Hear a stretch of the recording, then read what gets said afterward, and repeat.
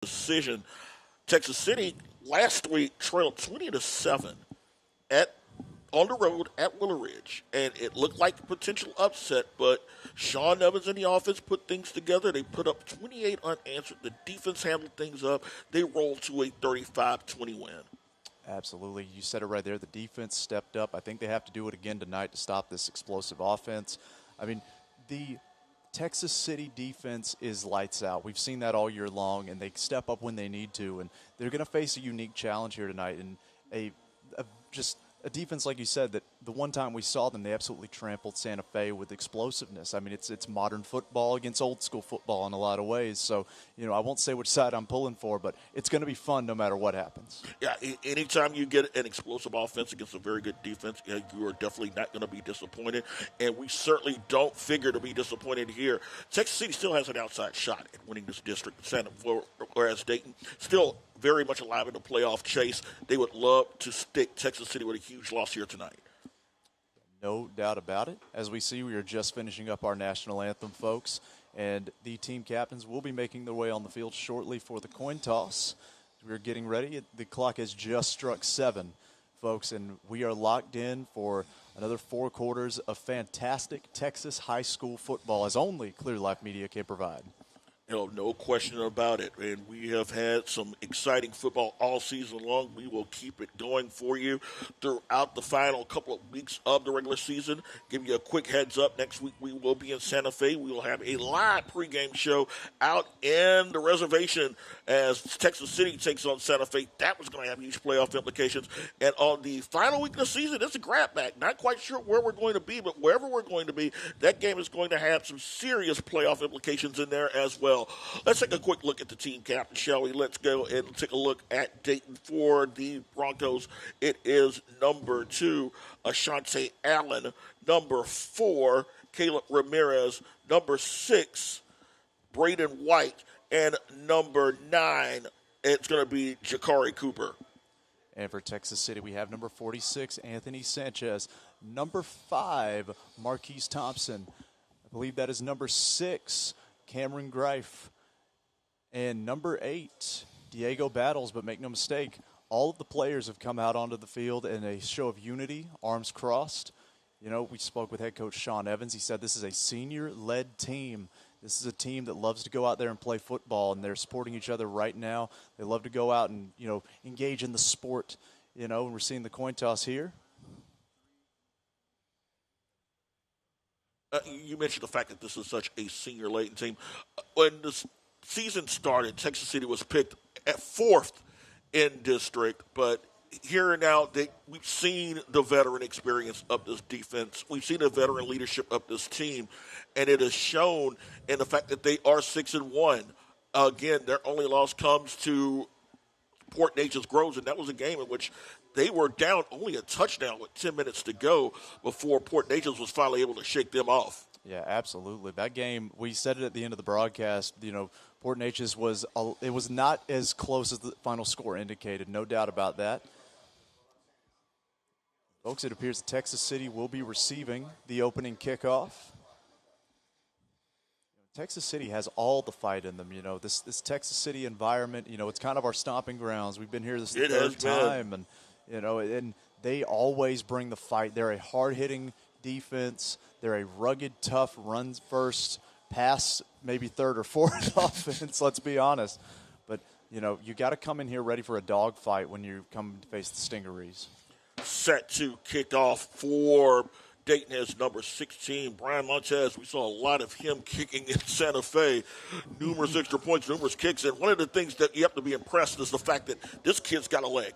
We remember against Santa Fe, they had a hard time establishing good field position, and that was mainly because of the leg of Montez. Absolutely. It's called special teams. Some people like to disregard it, but a good punter, a good kicker can keep that field position swayed against you or swayed in your favor. It can be a huge game changer, and that's something that that Dayton has in their back pocket. Back deep for Texas City, number 3, Clyde Bruton, and number 23, Maurice Burton. Burton has a 104-yard kickoff return to his credit, and they're going to pooch this one high, and that's going to go out of bounds.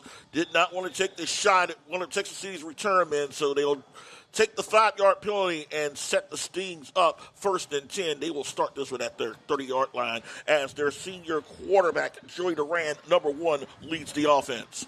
Absolutely. And, giving this team a short field, you're already and I understand the sentiment, get the ball to that offense early, and then you'll also get the offense again in the second half. It's not a bad call, but unfortunately I think that kick just went a little bit further than Dayton was hoping for, and now you've given the old bell cow, you've given Caleb Bell that that short field, and I'm got to assume they're going to come out running early. Bell, their leading rusher, but Texas City has a number of guys that can carry the load. Keep an eye on Burton and Ricky Green, who will be in the backfield in there as well. The first play is going to be a option for Duran, and Duran's got midfield, 45, 40, out of bounds and around the 36-yard line, pushed out of bounds by number 8, Zach Bro, but no one expecting Duran to come out with the option and a big run of 33 yards, on that run, making it a 1st and 10, making 35 yards, making it a 1st and 10 at the 35 up Dayton. Absolutely. A brilliant call by head coach Sean Evans. Maybe a good call by Joey Duran as well. They're in that tight set there on defense, and they all bid on the fake. And now Bell gets the ball. And it's Bell inside the 20. Bell is going to be dragged out of bounds again by Bro. And 2 plays in, if Bro's going to be their leading tackler, it might be a long night for Dayton's defense. Absolutely. And the problem is those defensive linemen, the first play, they bit in on that fake. They bit in and they tried to attack the man on the Marque, if you will. They tried to go after Bell. They all bit and opened up for Duran. The second time, they kind of sat back to see who was going to get the ball, and that gave Bell all the opportunity he needed to get the big run on first down. 2 plays combined for 54 yards on the ground, 1st and 10. It's going to be Bell turning the corner. Bell will get past the 15 down to around the 12-yard line. Tackle made there by number 24, Raheem Amal, sophomore defensive back. So a short gain, making about 5 compared to the first 2 runs. It's a short gain, making a 2nd and 5 for Texas City at the Dayton 11-yard line.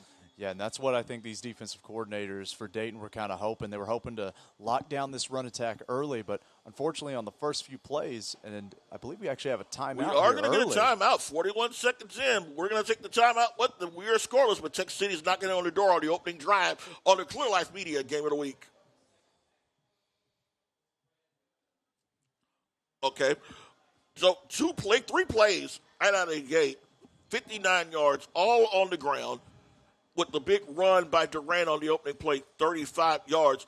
And we talked about it before the game, before we got on the air, about how Texas City and their ability to mix the runs. Bell has been their focal point of the offense, but we've seen Burton shine as a running back. We've seen him get the ball into Bruton's hands. We've also got veteran Ricky Green that's been a backfield.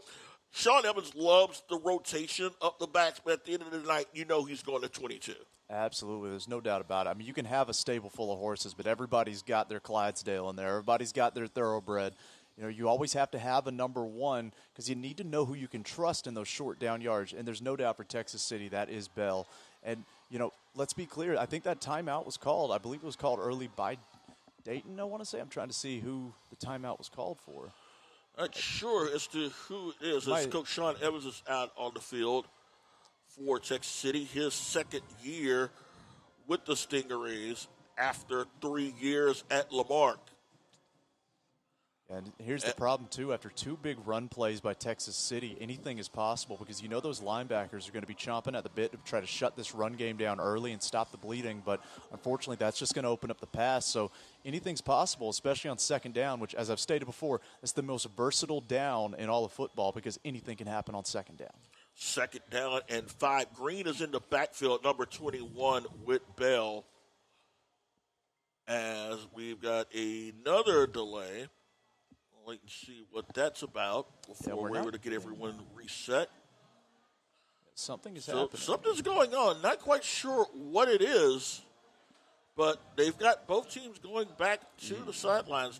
There's no official timeout. And Sean Evans looks like he's actually talking to either the players, the staff, maybe the fans. Something is going on, and we're not getting any signal from the officials. Very confusing here as to what is going on. 41 seconds in, and we're getting ready for an exciting ball game, but then all of a sudden we have been slowed down by a bit of confusion. Not sure as to what the problem is. Oh, the chains. Oh, okay. oh, it's a problem with the chains. We're being told up here in the booth by actually one of the Dayton assistant coaches that it is an issue with the chains down on the field. So we're finding out. Okay, so there was some sort of issue, some sort of mechanical malfunction. And that's what we're seeing right now. They're actually getting a new chains. There you go. The reserves. Yep. This is the first time I think I've seen this happen in a football game, Brandon. It's been a while since I've seen it. Fleetwood Mac once said the chain will keep us together. Sometimes it'll separate you as well. No doubt about it. My goodness. So it's a new one for us, folks. Now that we've got a new chain, we've got 2nd down and 5 to keep in mind. I'm guessing that even chains need depth charts. Absolutely. It's kind of like, who needs the backup punter sometimes? My goodness, who needs the backup chains? It's a good thing they brought them. That's wild. There you go. That chain woke up not uncertain as to whether or not he'd be involved in the game tonight, and lo and behold, he is. Yeah, absolutely. Good thing he suited up for practice. Exactly. All right, well, 2nd and 5, picking up where we left off about 5 minutes ago. So we are back in action with a new chain and a 2nd and 5. Green, number 21, is in the backfield with Bell, and a high snap, and it will be Green. Green turning the corner. Shot intended, a huge hit. Ball popped loose. And whose ball? Dayton ball. Dayton's football right there. Dayton recovers the football. A huge hit. Absolutely. Cracked the football loose from Green. Are they saying? They're saying it should be Dayton ball. Waiting to get the official call from the referees. There was a fumble. There's no doubt about that. Ball there was a scramble. Unless they're saying the ball went out of bounds. That's the only thing. And the referees That's have about a better, it, yeah. They have a better view than we do, so we're kind of waiting for the official call here. So the Stings dodge a bullet if that's the case. Yeah, calamity early here going on between the chain breaking and slowing down the momentum of Texas City. Then a fumble that maybe went out of bounds, trying to wait and see what happened. So the ball was officially at the 9-yard line. And I believe the offense for Texas City is staying on the field, so that's going to be Texas City ball. So between long runs, chain issues, and a fumble, we have not had a very boring 54 seconds of action. Yeah, no doubt. So 3rd down coming up. So it's at the 9-yard line. So it'll be a 3rd down and a 3. Make it 3rd and short. Make it 3rd and 2, actually. As Durant will give it to Bell. Bell turning the corner. Bell's got room. Bell's going to run in for the first score of the night. 7 yards out.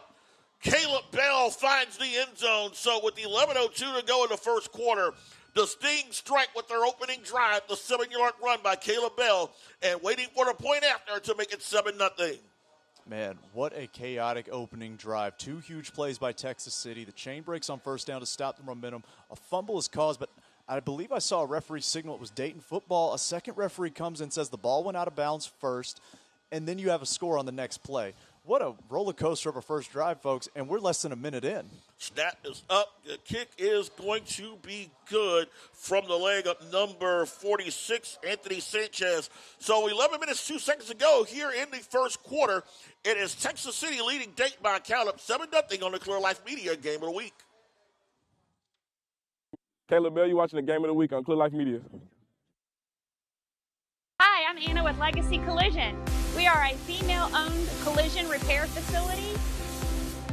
Treat everybody like family. We can fix almost anything, and today we are going to fix his bumper up right. 7887 FM 2004, Hitchcock, Texas, just south of the blimp base. Come on down and see us anytime. If you have any questions, give us a call, 409-440-8900, and let's get to fixing this bumper.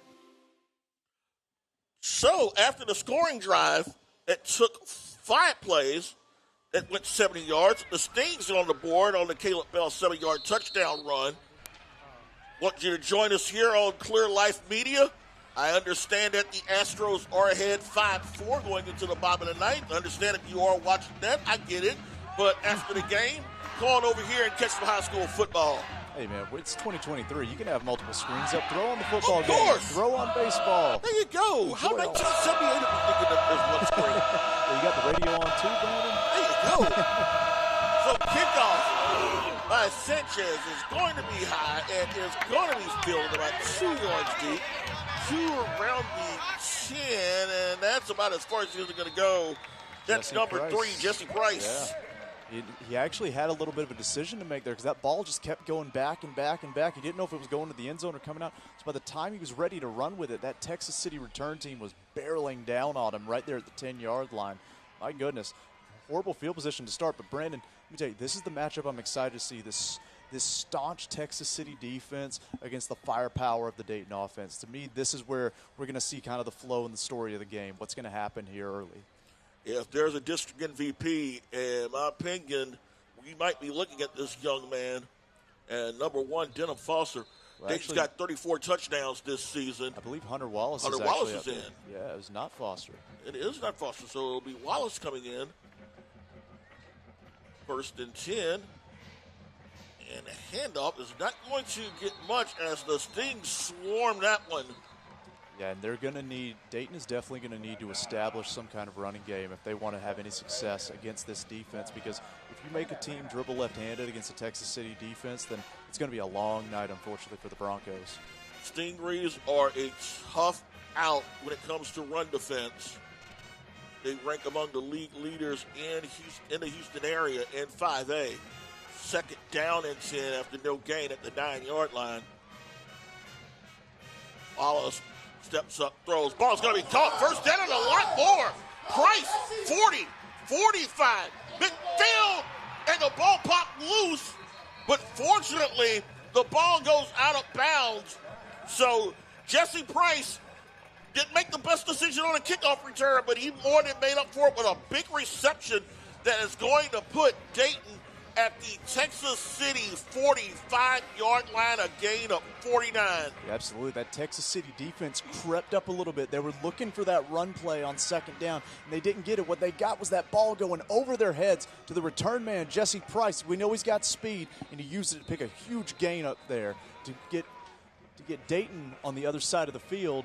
And so another stoppage. We'll wait and see what the problem is. Okay, they moved the ball back to the 46. Okay, slight movement there. So gain officially up 48 on the reception. 1st and 10 for the Broncos. They're going to go empties for wide. Wallace. 3 to the near side. Wallace is going to roll out. Steps up. Goes at the screen. Ball's going to be tipped incomplete. Was looking for Braden White, number 6. Absolutely. That's a bubble screen play. I think it just took a little bit too long to develop. Receivers took their time kind of getting to their men.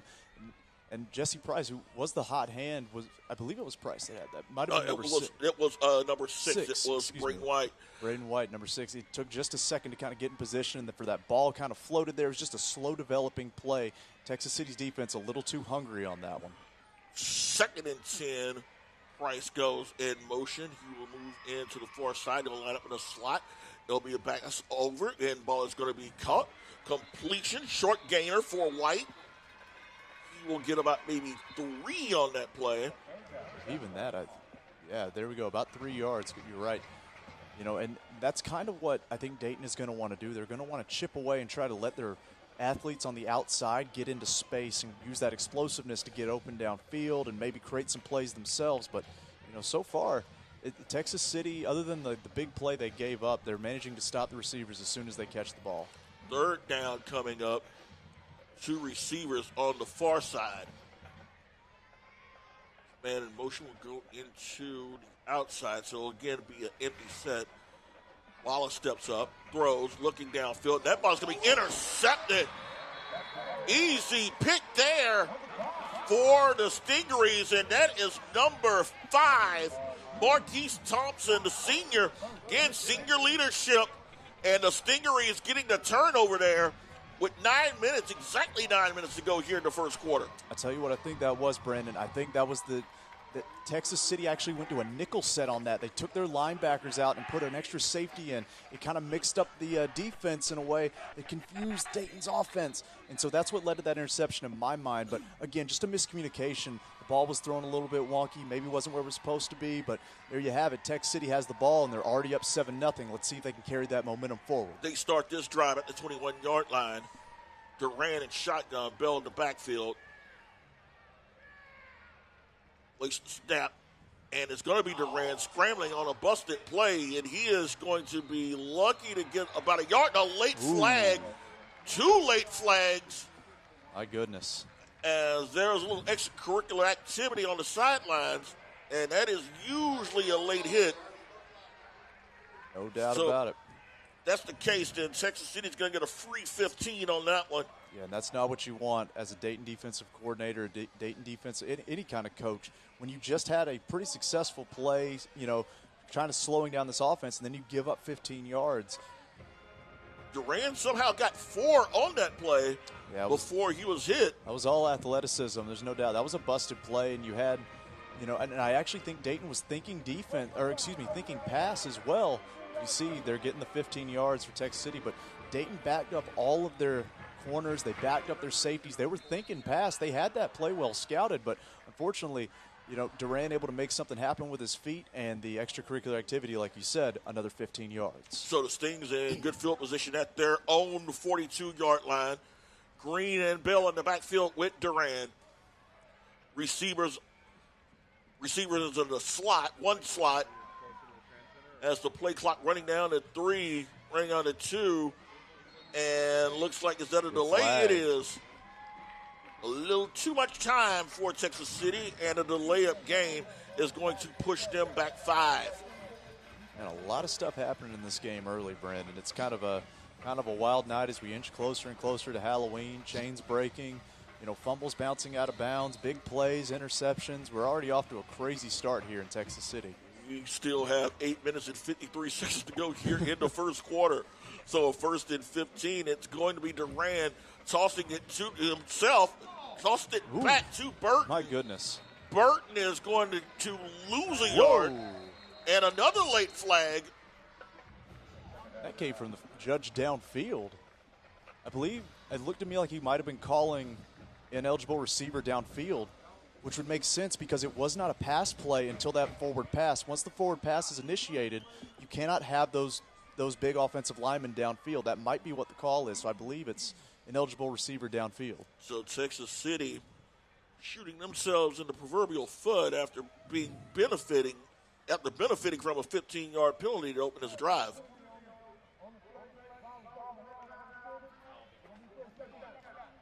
So it will put the ball at the 35-yard line.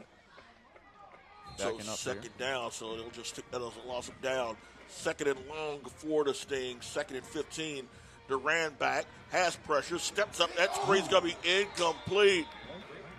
I tell you what, number 65. Another flag. Another flag. Saldivar was close, but again, another flag as the laundry is coming out. And it looks like an ineligible receiver downfield again. Absolutely. Texas City just sending too many people on these screens. And, is he waving it off? They will wave it off. Chaos and calamity here, down. It will take incompletion. It will take the 3rd down at 15. Tell you what, that little slip screen, they had something there, but just Dayton's defense has been absolutely aggressive here, as they kind of need to be to stop this run game. Just the pass has been open, just has not been accurate. 3rd down and 15 coming up. Duran back, has pressure, scrambling, looking, steps up, throws, took a shot, incomplete. Clean shot there. Number 4, Caleb Ramirez saying hello to number 1, Joey Duran.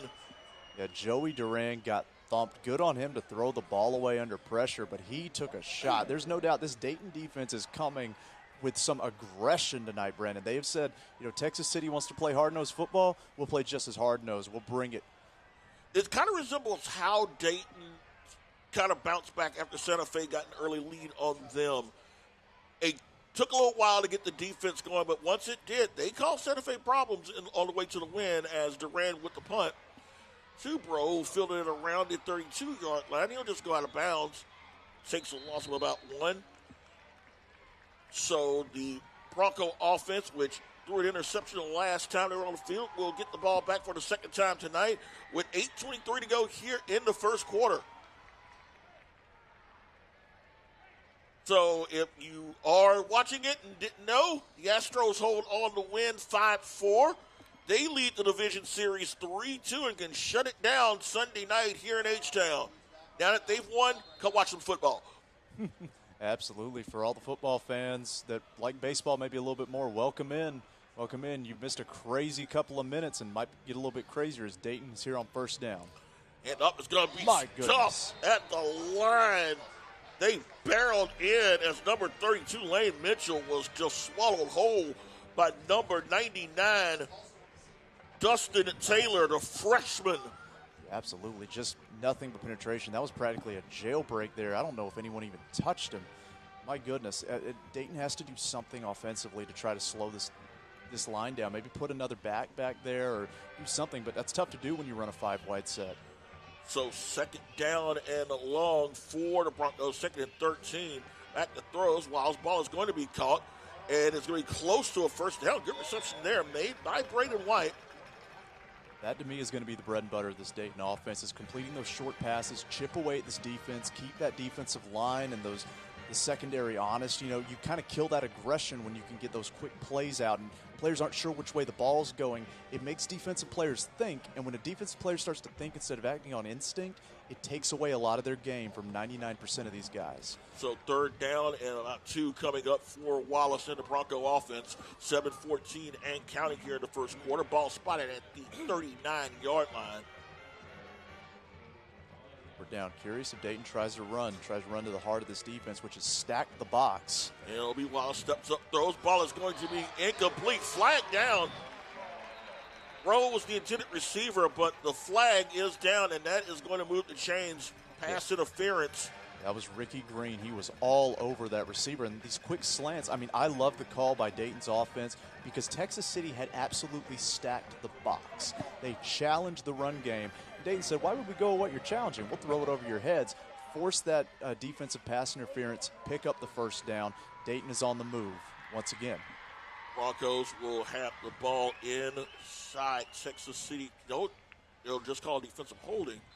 That will spot the ball at the 47-yard line. That ball is intended to Bro, their leading receiver. 28 catches, 645 yards. He averages 23 yards of reception, has 6 touchdowns on the season. Wallace in shotgun on 1st and 10. And it's a busted play, and Wallace is going to fall down. Was looking for a running back. There was no running back there. I tell you what, this Texas City defense is living and dying by getting that pressure on the quarterback because if Wallace can get a second, he's got one single coverage on the outside here on these receivers.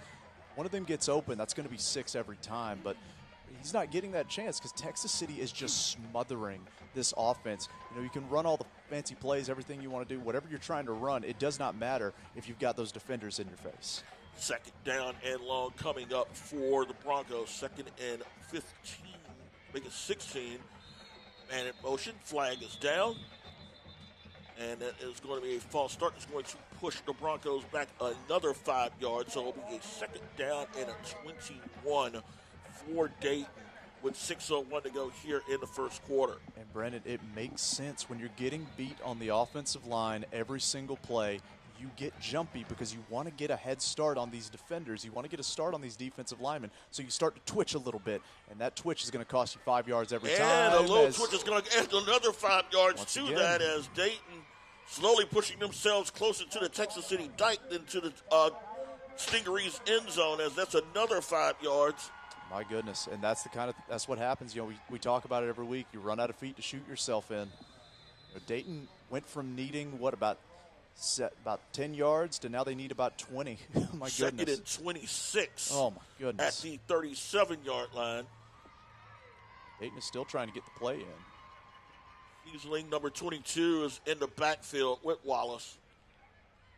Wallace back, steps up, throws, looking long downfield, has Bro, and Bro still caught it. Bro to the 10, Bro to the 5, touchdown. Brandon, that's what we talked about.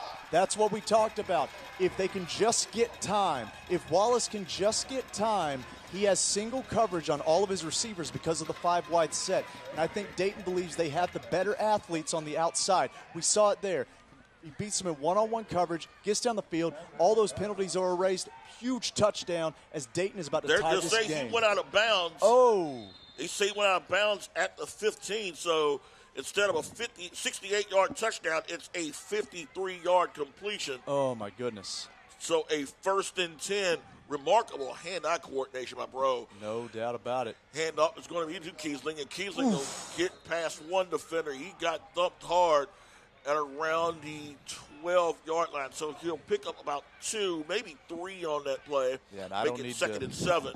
I don't need to look at the depth chart to tell me who that was that hit him. That was Diego Battles. In my opinion, you know, he is the heart and soul of this Texas City defense. He is always fired up. He's always bringing it. Any defender you see that has one of those vampire collars on, folks, they're not dressing up for Halloween. They need to protect their neck because how hard they're thumping guys. Diego Battles is one of those guys. 2nd down and 7. 2 receivers over to the far side.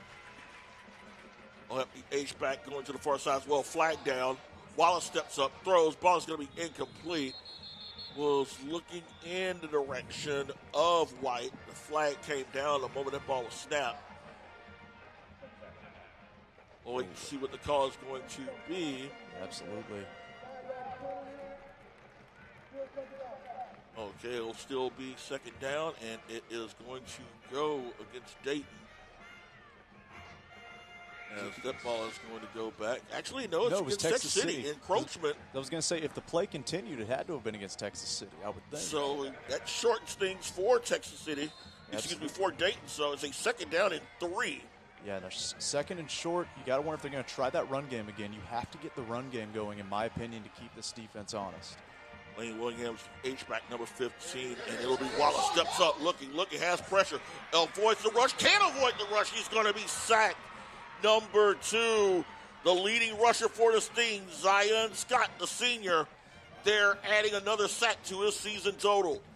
Yeah, absolutely. You got to think, you know, if, again, we keep talking about it, if Wallace can get time, but right there, even if there was someone open in the end zone and you've got a defender barreling down on you, your brain starts going. You stop thinking about the play and who's open and who's not, and now you're acting on instinct just to survive what this Texas City defense is doing. They're digging themselves out of the hole that the penalty got them in. So 3rd down and goal, the 3rd 10 actually at the 15-yard line, so they're right back in the original line of scrimmage. Wallace steps back in the pocket, steps up, looking, throws, ball's incomplete. Intended for Caleb Ramirez, also in the vicinity of that was Xavier Scourin. If that ball had any more oomph in the air, Scourin might have been taking that for 6. Yeah, no doubt about it. I got to think Wallace is just a little shaken up right now. You know, we were talking when we came in. We talked about Denham Foster. I didn't hear anything about why he's not playing, but Wallace goes in, winds up, you know, he's a little shaken up. This is a different breed of defense that he's competing against, especially with this pressure in his face. As we see now Dayton getting ready to kick this field goal. Field goal attempt will be by Brian Montez. Ball is at the 22, so it'll be a 32-yard attempt. The kick is up, and the kick is going to be right down the middle, and it is good. So the Broncos do get on the board. The big reception by Bro sets them in position for the field goal. So at 3:40 to go here in the first quarter, it's Texas City leading Dayton by a count of 7-3 on the Clear Life Media Game of the Week. What's up? It's Bryce Dorsey. Thank you for sponsoring the Game of the Week on Clear Life Media.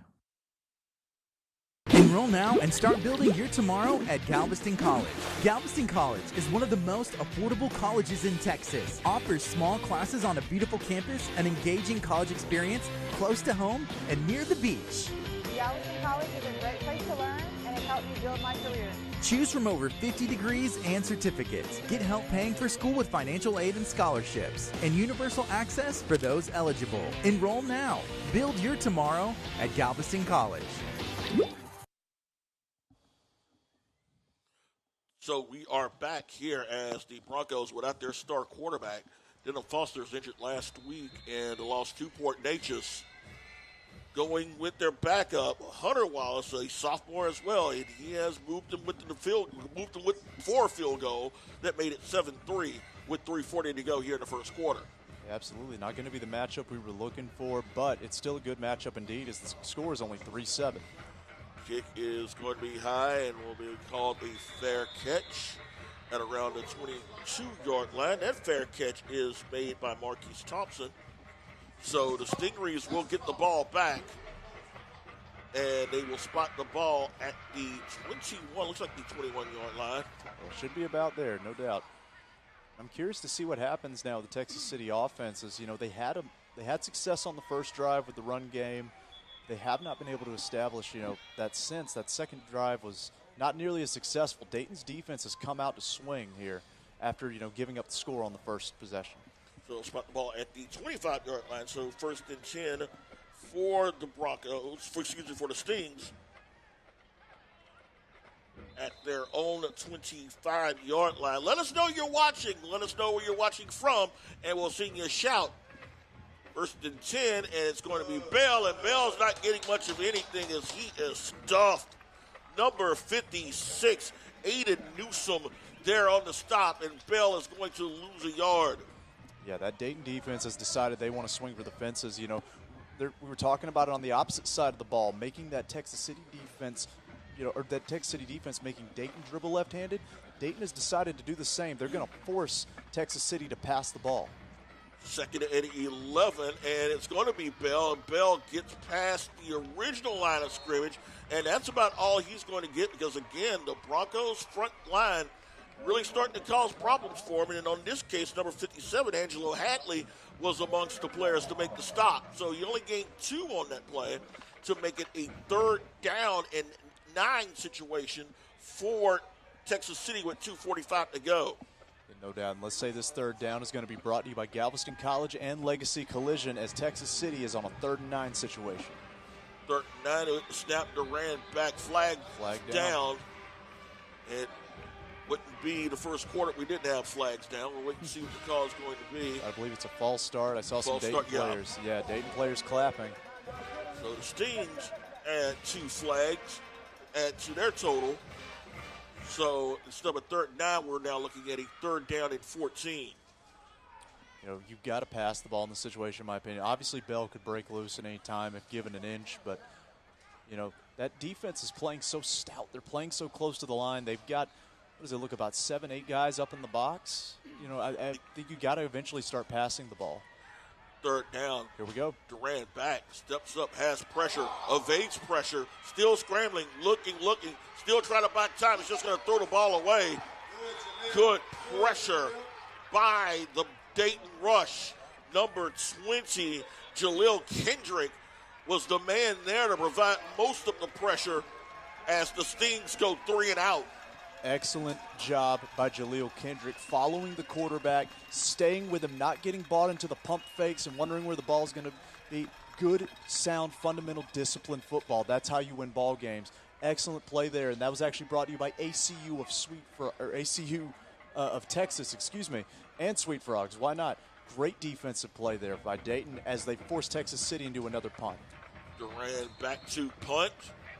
Throw lined up at his 45-yard line with 2:16 to go here. And why not another flag? My goodness. False start again for Texas City. You know, this has been a consistent problem every time we come to Texas City. They have offensive lineman problems, constantly twitching and moving at the line. You know, it's one of those things, but as we see the opposing team's defenses continue to play better, that's just going to compound because those offensive linemen are going to continue to get jittery as the night goes on. So 4th and even longer for Texas City. And a low snap, Durant does get it off. Punt is going to be lost the football. Go, and Price fortunate to get the ball to around the 45-yard line. Brennan, actually, excuse me, while we have a break in the action, let's take a second to throw it down to Gardy on the sideline. Gardy Garcia, how you doing, my man? How's it feeling down there? Hey, I'm doing really good. You know, it's exciting down here. It's homecoming. We are here on the visitor side. Dayton putting some points up on the board. Texas City came in really strong, but it's been a lot of action. I got to give a shout out to Joey Duran. You know, he's always making something happen out of nothing. We had a chance to talk to the Texas City coach before the game, and he said, hey, I got a really good coaching staff, and he puts a lot of trust in them. So make sure you stay tuned. If you're watching, share this out. It's the True Life Media Game of the Week. Awesome, Gardy. We'll definitely come back to you later, hear more from it. But right now, back to Dayton with the football. And it's 1st and 10, and a huge play for the Broncos. Number 32, Lane Mitchell, got a huge hole and got the ball inside Texas City territory.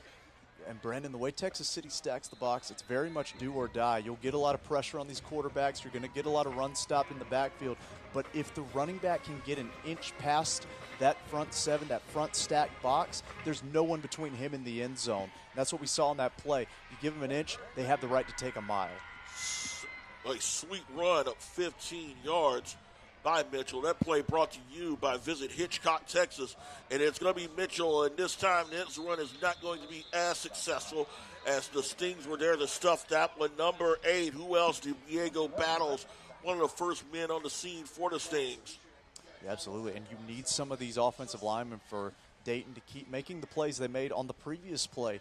You need someone to create just that seam so you can get past that cluster of defenders that you've got right there in the box. Because just looking at it right now, 1, 2, 3, 4, 5, 6, 8, I believe, defenders in the box. There's only going to be 3 players left on the field to stop you from getting in the end zone. Probably facing some man coverage there as well, so second down and 11 coming up. Play action. Battles is has back. Pressure looking, and Wallace is going to take off with the ball. Wallace to the 40, Wallace to the 35. Wallace going to go out of bounds. Had the presence to see the open field, and the sophomore looking like a senior with that kind of experience. Yeah, no doubt. And there were so many defenders trying to go after at the point of attack. So many people down there. And like you said, the single coverage downfield, that there was no one. It didn't matter if Wallace was the fastest man, the slowest man, whatever he was, there was no one around him. They're all in a foot race, and he winds up getting the first down on that play. Gain up 14 on that play. Makes it 1st and 10 for the Broncos at the 30-yard line for Texas City. 42 seconds to go first quarter. It'll be Mitchell trying to turn the corner. Does. Tripped up. Good open field tackle by number 6, Cameron Greif. That was Lane Mitchell on the carry as well. Mitchell had room momentarily, but got tripped up by Greif. Ends up with a gain of 1. You know, here's the thing. We talk about it every week about using the run to set up your pass. As aggressive as this Texas City defense is being, you might have success with the play action before you even have success running the ball. It might be a vice versa situation, but we'll just have to wait and see what Dayton does here. 2nd and long. They will let the last 5 seconds of the first quarter run down, and an interesting first quarter, to say the least, is going to come to an end. Texas City scored on their opening drive. Dayton took a little while to get their offense going, but they did get a field goal. So after 1 quarter of play here in Texas City, it is Texas City 7, Dayton 3 on the Clear Life Media Game of the Week. My name is Tamia Payton. Thank you to Gartner Coatings for sponsoring the Game of the Week. At Gartner Coatings, we set the standards. At Gartner Coatings, we set the standard. I set the standards. At Gartner Coatings, we set the standards. Yo establezco los estándares. At Gartner Coatings, we set the standard. I set the standard. At Gartner Coatings, we set the standard. I set the standards. Yo establezco los estándares. At Gartner Coatings, we set the standards. At Gartner Coatings, we set the standards. And welcome to Gartner Coatings. This is Evan Simmons from Texas City. Tune in to the Game of the Week. You're watching Clear Life Media. Saw, folks, as we begin the second quarter, Texas City up 7-3 over the Dayton Broncos. Of course, this second quarter is going to be brought to you by Gartner Coatings. You know, Brandon, a crazy first quarter. Anything you want to see just about could happen. Rushing, passing, penalties. The chain broke at one point. Just a wild first quarter, and we still got 3 more to go. 3 more to go. Hopefully a little more clean compared to what we had in the first quarter. 8 penalties combined by the two teams as we start the second quarter going from right to left. Wallace back throws. Underthrew his man. Price at 2 steps over the defense. Would have had 6, but the ball just bouncing. Yeah, threw it behind him. Absolutely. You got the second-string quarterback in there. That ball comes a little low, comes a little underneath. Got to believe if it's put a little bit higher, there's 6 points because the receiver was already behind the defense. 3rd down and 9 coming up at the 29-yard line of Texas City. You know, Brandon, I would try that again. I would absolutely try that again because that Texas City defense has been content to stack and rush, and you're putting those receivers, those athletes out there in single coverage. So try to make some big plays happen. Why not? Kendrick and Kiesling in the backfield for Dayton, and the Broncos are going to take a timeout It will be their first. We'll go ahead and take the time out with them. 11:50 to go here in the first half. It is Texas City 7, Dayton 3 on the Clear Life Media Game of the Week.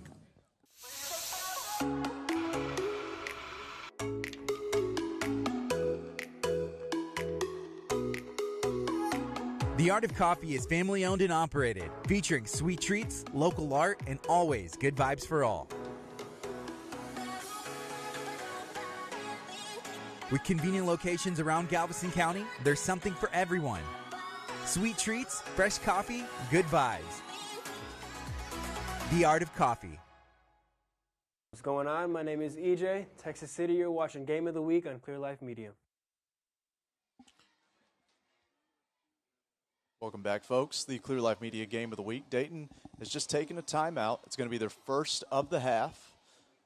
And, you know, Brandon, we're here in the second quarter. It doesn't really feel like we've gotten rolling yet because of all the stoppages and all the penalties and everything. It doesn't feel like either team has really found any momentum here early on. It seems like that you're exactly correct. You know, again, 8 penalties in the first quarter, and that's going to stall momentum regardless as to how it happens. Yeah, Texas City is, for the first time, they're off the line. I apologize to cut you off. So third down, has pressure. He's going to be sacked. Stings bring the heat. And again, number 2 for Texas City, Zyron Scott, his second sack of the game, and that is going to take them back past the 35 to the 36. So a loss of 7 on that play will make it 4th and long. Yeah, that was rude of me to ask you a question and then interrupt you. But, man, Texas City only brought, I believe, 4 people on that rush for the first time tonight. They've been stacking the box. They've been bringing blitzes. They've been doing a lot to confuse that offensive line. But that's a nightmare scenario for Dayton. If they can only bring 4 and move everybody back to try to stop some of these passes, then that's going to be a nightmare situation for this Dayton offense. It looks like Dayton is going for it on 4th down. So 4th down and long coming up, and it will be Wallace rolling out, steps up, throw. The ball is going to be incomplete. Intended for the tight end, number 88, Marcus James. Would have been far short the first down anyway had he held onto the ball. So the Stings get a turnover on downs and get good field position out of it with a 1st and 10 at their own 36-yard line with 10:55 to go here in the first half. Yeah, and I got to believe that ball is put a little bit more accurately. Maybe if Hunter Wallace isn't on the run from the pressure from the defense, that ball's put a little more out in front and it's caught by Marcus James in stride, that might have been enough for the first down because there was no one between him and the end zone. 1st and 10 for the Stingarees. Bell is a sole man in the backfield. They will go with a quick screen. The ball is going to be caught, and it's going to be a reception made by number 0, Xavier Scourin. Short gain gets the ball to around the 41-yard line, so he'll pick up 4 on that play. Yeah, and I like the bubble screen there. Like we said, this Dayton defense has been very, very aggressive. If that ball starts going left and right instead of directly at them, again, you make the defender's head think. They can't react on instinct. They can't just play football because now they have to doubt themselves. That little bit of doubt can open up a lot of plays for your offense. 2nd and 6 coming up for the Stingarees. 2 receivers to the near side, and it'll be Bell. And Bell breaking off a couple of tackles. Gets to around the 43-yard line.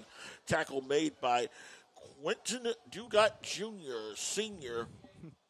Junior the senior. But I tell you, Bell was able to find a seam, but great job from those linebackers. Just clog up those holes, get between the running back and the end zone, between the running back and the first down. Just, again, it's fundamental football. That's what we're seeing from Dayton on defense that's really kind of slowed down this, we expected to be a powerful running attack.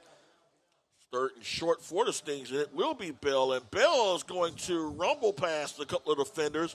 He will get near midfield, but most importantly, he will have the first down. He'll pick up 6 on the 3rd and 3. So the Stings get a new set of downs. 1st and 10 at their own 49-yard line with 9:44 to go here in the first half. Yeah, Brandon, they were in a power set for that. They had Duran under center. They had 2 fullbacks in front of Bell. They were ready to just get up there and block and play some man football. 1st and 10 for the Stings, and it will be Bell. And Bell's got room, still rumbling to the 45-yard line. He'll drag defenders past midfield to around the 45. So a game about 6 on that play will make it a 2nd down and around 4. They're going to say officially a gain of 5 for Bell. So still, nonetheless, a favorable situation of 2nd and 5 for the Stings. You know, Brandon, Dayton has a player out there hopping on 1 foot. I got to wonder if they're going to leave him out there, because if they do, then, you know, that's going to be that's your safety position as well. 2nd down. Duran back, steps up, throws, looking downfield. That ball's going to be caught. Right at the safety. Reception made Right inside the 10 to side, close to the 5-yard line. The reception made by number 21, Ricky Green, the ever-versatile senior, making the big catch, putting Texas City at a 1st and goal. Ball spotted at the 7-yard line. 8:45 to go here in the first half, and Duran getting a shot downfield. A gain of 38 on that play. Yep, Brandon, and the safety was hopping around on 1 foot, and that's exactly who Duran went after. You know, got to wonder, as you see here, Bell gets the ball again. It's going to be Bell, and Bell is going to take the wave down inside the 5 to around the 3. That play was, that's where your ego kind of needs to get checked at the door. Get off the field, take a knee, do something, because you were a detriment to the defense on that one, unfortunately. Now it's going to be up to Dayton to do what they've done for most of the night, play that big man football and shut down the Belldozer here. 2nd down, it'll be Bell, and Bell is going to move the pile, and Bell is going to be in the end zone. His 2nd touchdown of the night. The Belldozer finding his way in as the Stings will increase their lead to 13-3 with 8:08 to go here in the first half. Yeah, Dayton has done a good job of stopping Bell and keeping him for most of the night from getting, 10 yards and a couple carries. But when you've got that short field, when you've got 4 or 5 yards to the end zone, you're just not going to stop him when he gets his momentum going, gets his feet under him. Caleb Bell with 2 early scores. Sanchez with the extra point, and it is going to be good. The Stings getting the big play off the arm of Joey Duran, the reception of 38 yards to Ricky Green, setting up Caleb Bell's 2nd touchdown. 8:08 to go here in the first half. It is Texas City 14, Dayton 3 on the Clear Life Media Game of the Week.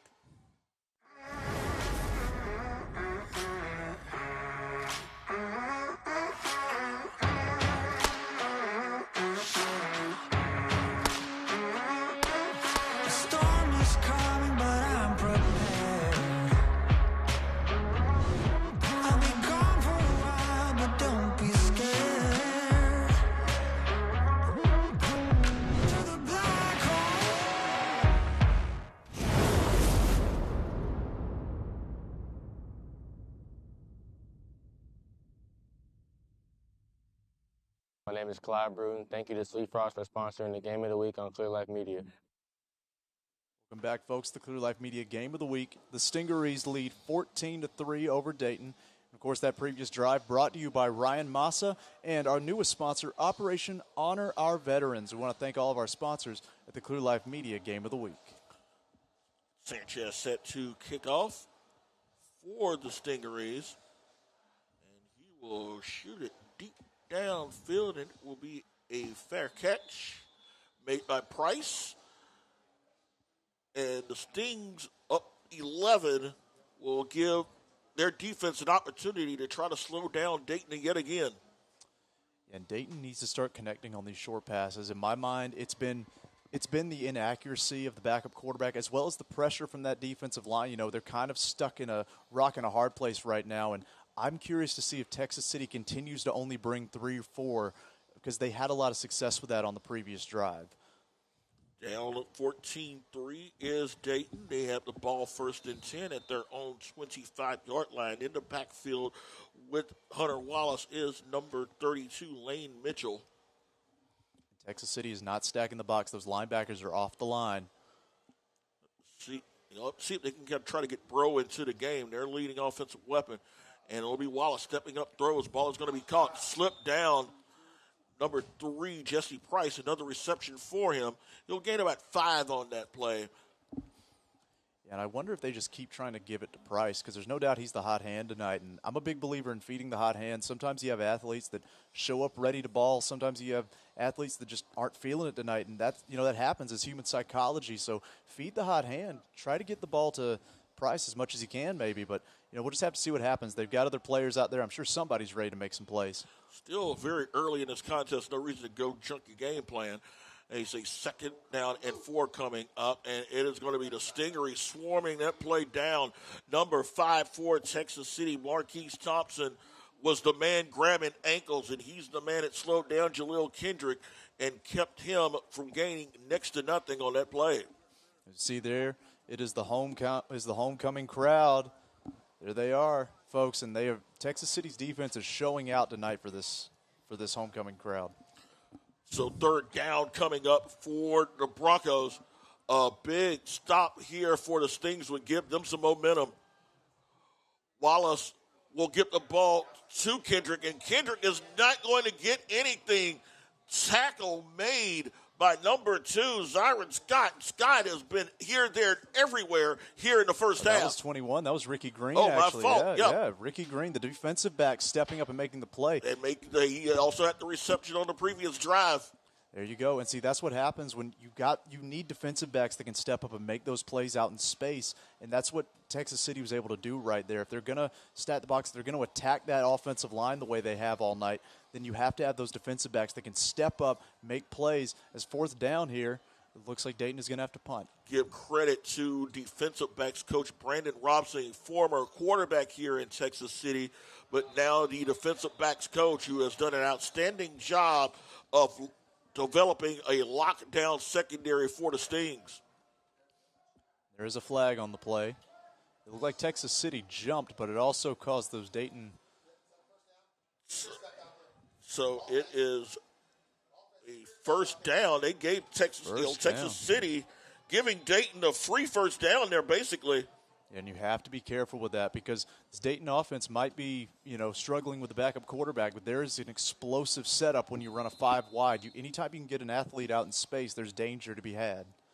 This is an offense that certainly has shown the potential to put up points all season long, and it's really only a matter of time before they get the offense clicking.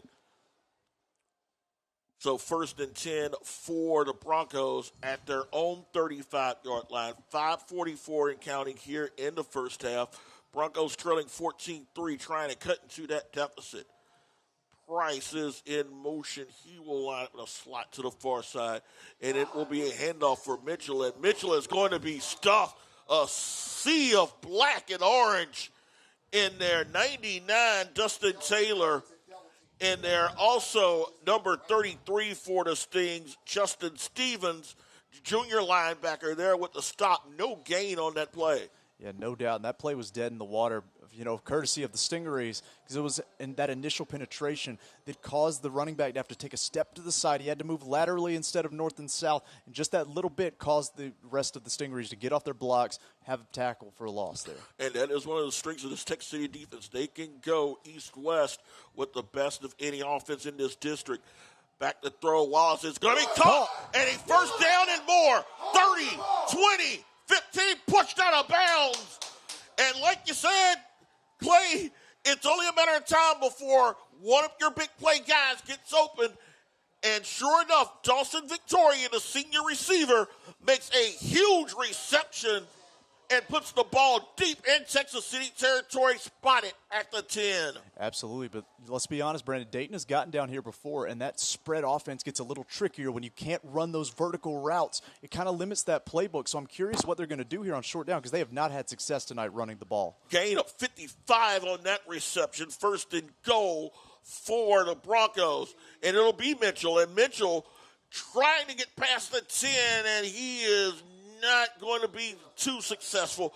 Maybe a yard on that play as the Stings snuff that play out. Last man coming up for the Stings is number 9, Christian White. Yeah, Brandon, Dayton, if they have timing routes, that's what I would go to. Try to hit those back corners. I think you may have the superior athletes on the outside. Maybe not, the more physical players, but I think you have the superior athletes. You might could force some defensive pass interference plays, putting those balls up for the back corners. So 2nd down and goal coming up for the Broncos as we approach the 4-minute mark here in the first half. Wallace rolls out, far side, looking. Ball's going to be intercepted. Stings incomplete. Was not able to hold on to it. Oh, how close he was. That was number 5, Marque Thompson, who was close to getting the pick, and the Broncos dodged a huge bullet.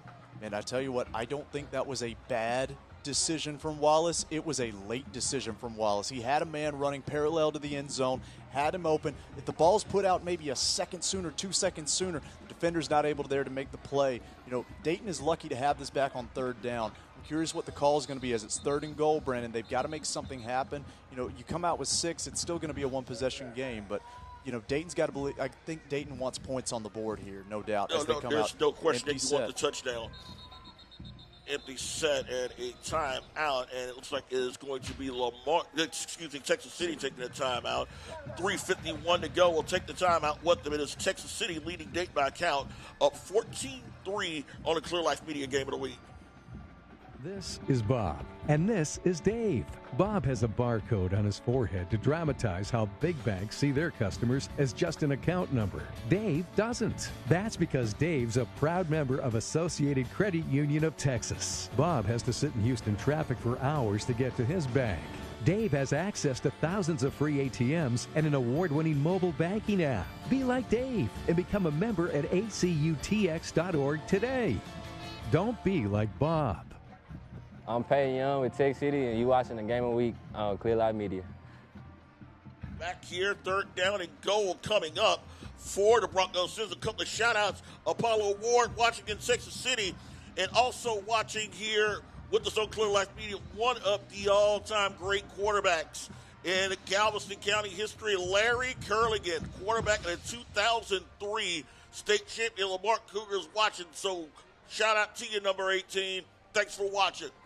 Gotta love it when legends come back and support the local scene. Big, it's important to see that, the community just kind of builds on itself in that way.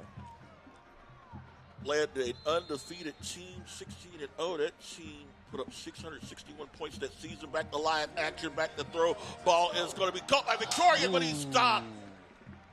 They tried the quick screen, had it momentarily, but the Sting stop at number 12, Michael Saltz, there on the stop, and it's a 4th down coming up, and I don't see a field goal unit coming in for Dayton. They will go. Absolutely, and here's the thing, Dayton gets the ball at the half, so I'm thinking maybe they should kick the field goal as we actually, now we see the field goal team coming out. That makes more sense in my brain because, you make it a one-possession game with a field goal, and we know their kicker is lights out. We've seen him in action before, but great play on the previous play, though, from Texas City with the shoestring touchdown-saving tackle. Snap the hold. The kick is going to be up, and the kick will be good. So the Broncos do get something out of the drive that cuts the deficit to 14-6 with exactly 3 minutes to go here in the first half. We'll take the commercial break here on the Clear Life Media Game of the Week. And it's not a job. If you don't hate it, it ain't a job, right? If you really like what you're doing, it's really not a job anymore. It's like I said, it's a calling. And I'm called to fix your car, so get them down here at Muscle Cars of Texas.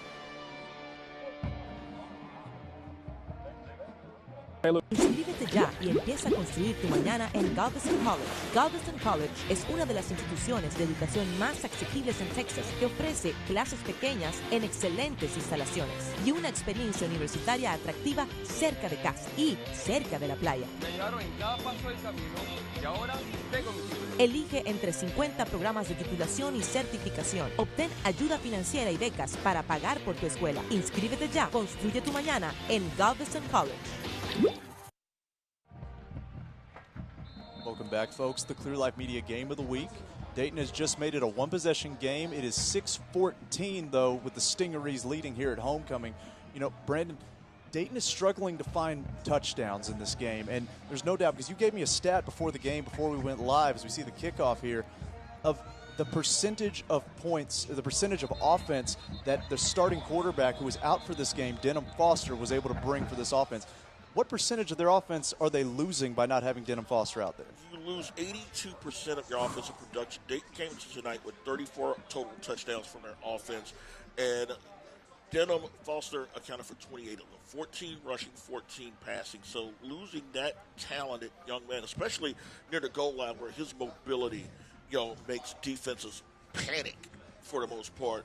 It really changes the complexion of how they've been able to attack the Texas City defense this evening.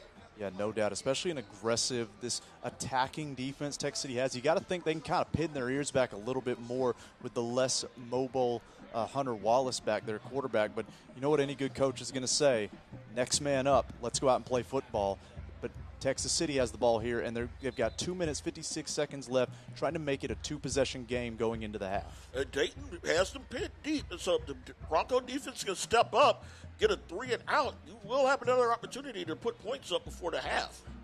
Looks like Dayton is content to stack the box and try to force another pass play. So it'll be 1st and 10 for Texas City when they do break the huddle. It is spotted at their own 14-yard line. 2 receivers for the Stings, and it'll be Durant back. They'll split it out, pop it out to Bruton, and Bruton is going to be stopped at around the 21-yard line. Good tackle made by number 18, Maurice Vega. Yeah, Maurice Vega locking horns there with the receiver, dueling him, making sure to get him out of bounds and maybe stop this clock. If they can get a stop here and get this ball back, you know, a field goal makes this a much closer game, but Dayton needs to be focused on getting the stop, as I believe it's 2nd down now. 2nd down and a short one, and it is going to be Burton, and Burton is going to get enough to move the chains, and a 1st down coming up for Texas City. You know, Brandon, the issue with Texas City, and we've seen it before, where all they can do really is run the ball. They're not really a pass-heavy team. When the clock is ticking like this, it gets tricky. How do you run a 2-minute offense when the passing game doesn't have a whole lot of rhythm to it?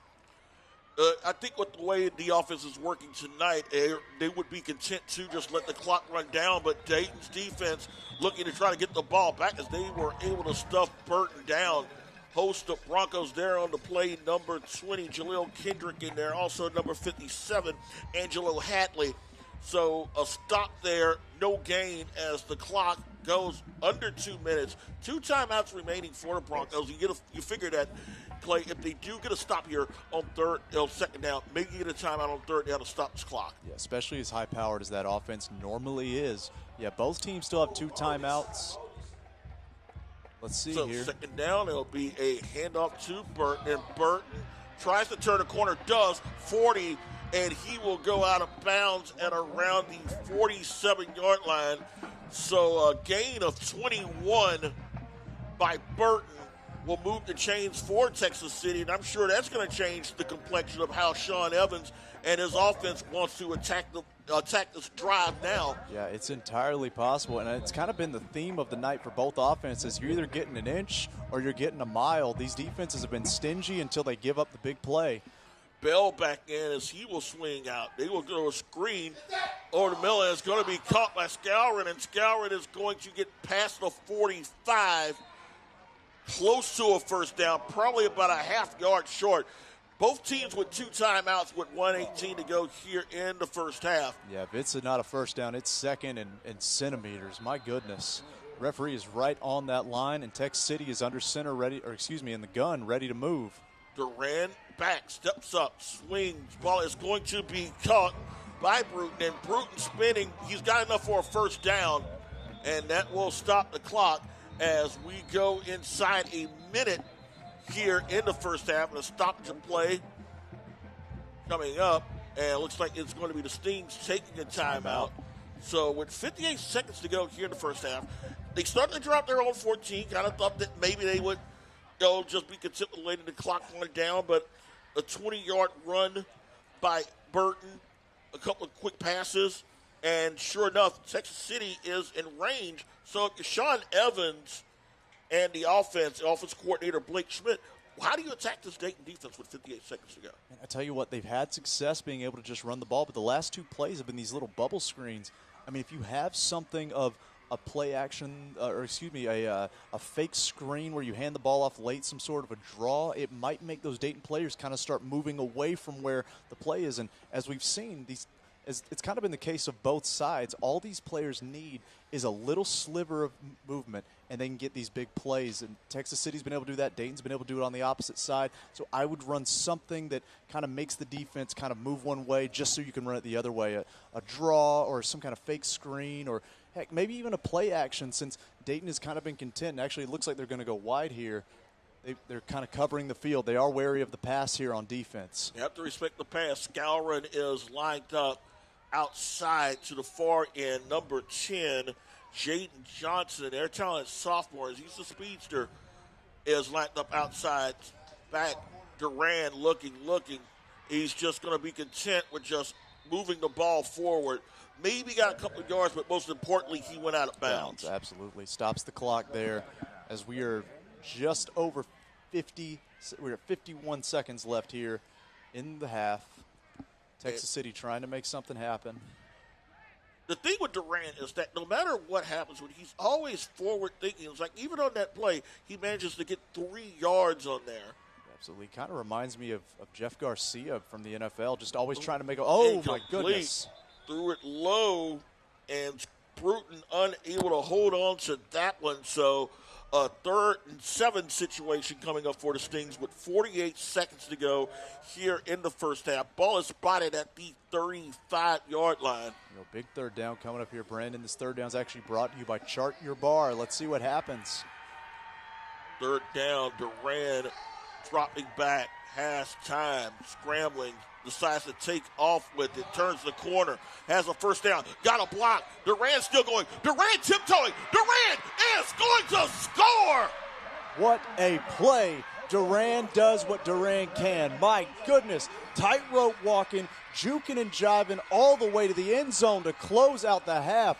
Holy smokes, Brandon. Oh, my gosh. Give Clyde Bruton all the credit in the world on that one because it was his block that sprung Duran open.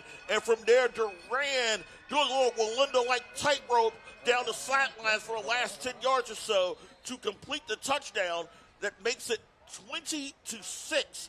Texas City as we await the extra point with 37 seconds to go. And you called it too. You mentioned before, Duran always has options. He's got his legs. His arm may not be the best, the strongest, whatever, but the legs, the mobility, the shiftiness, he's just able to inch his way left and right and kind of get out of the way. It's, it's the Wallenda act. You said it yourself, and a little bit of Houdini too. Who are we kidding? What a play. As the extra point is up, and it is good as the Texas City Stingarees will go up 21-6 here on the Clear Life Media Game of the Week.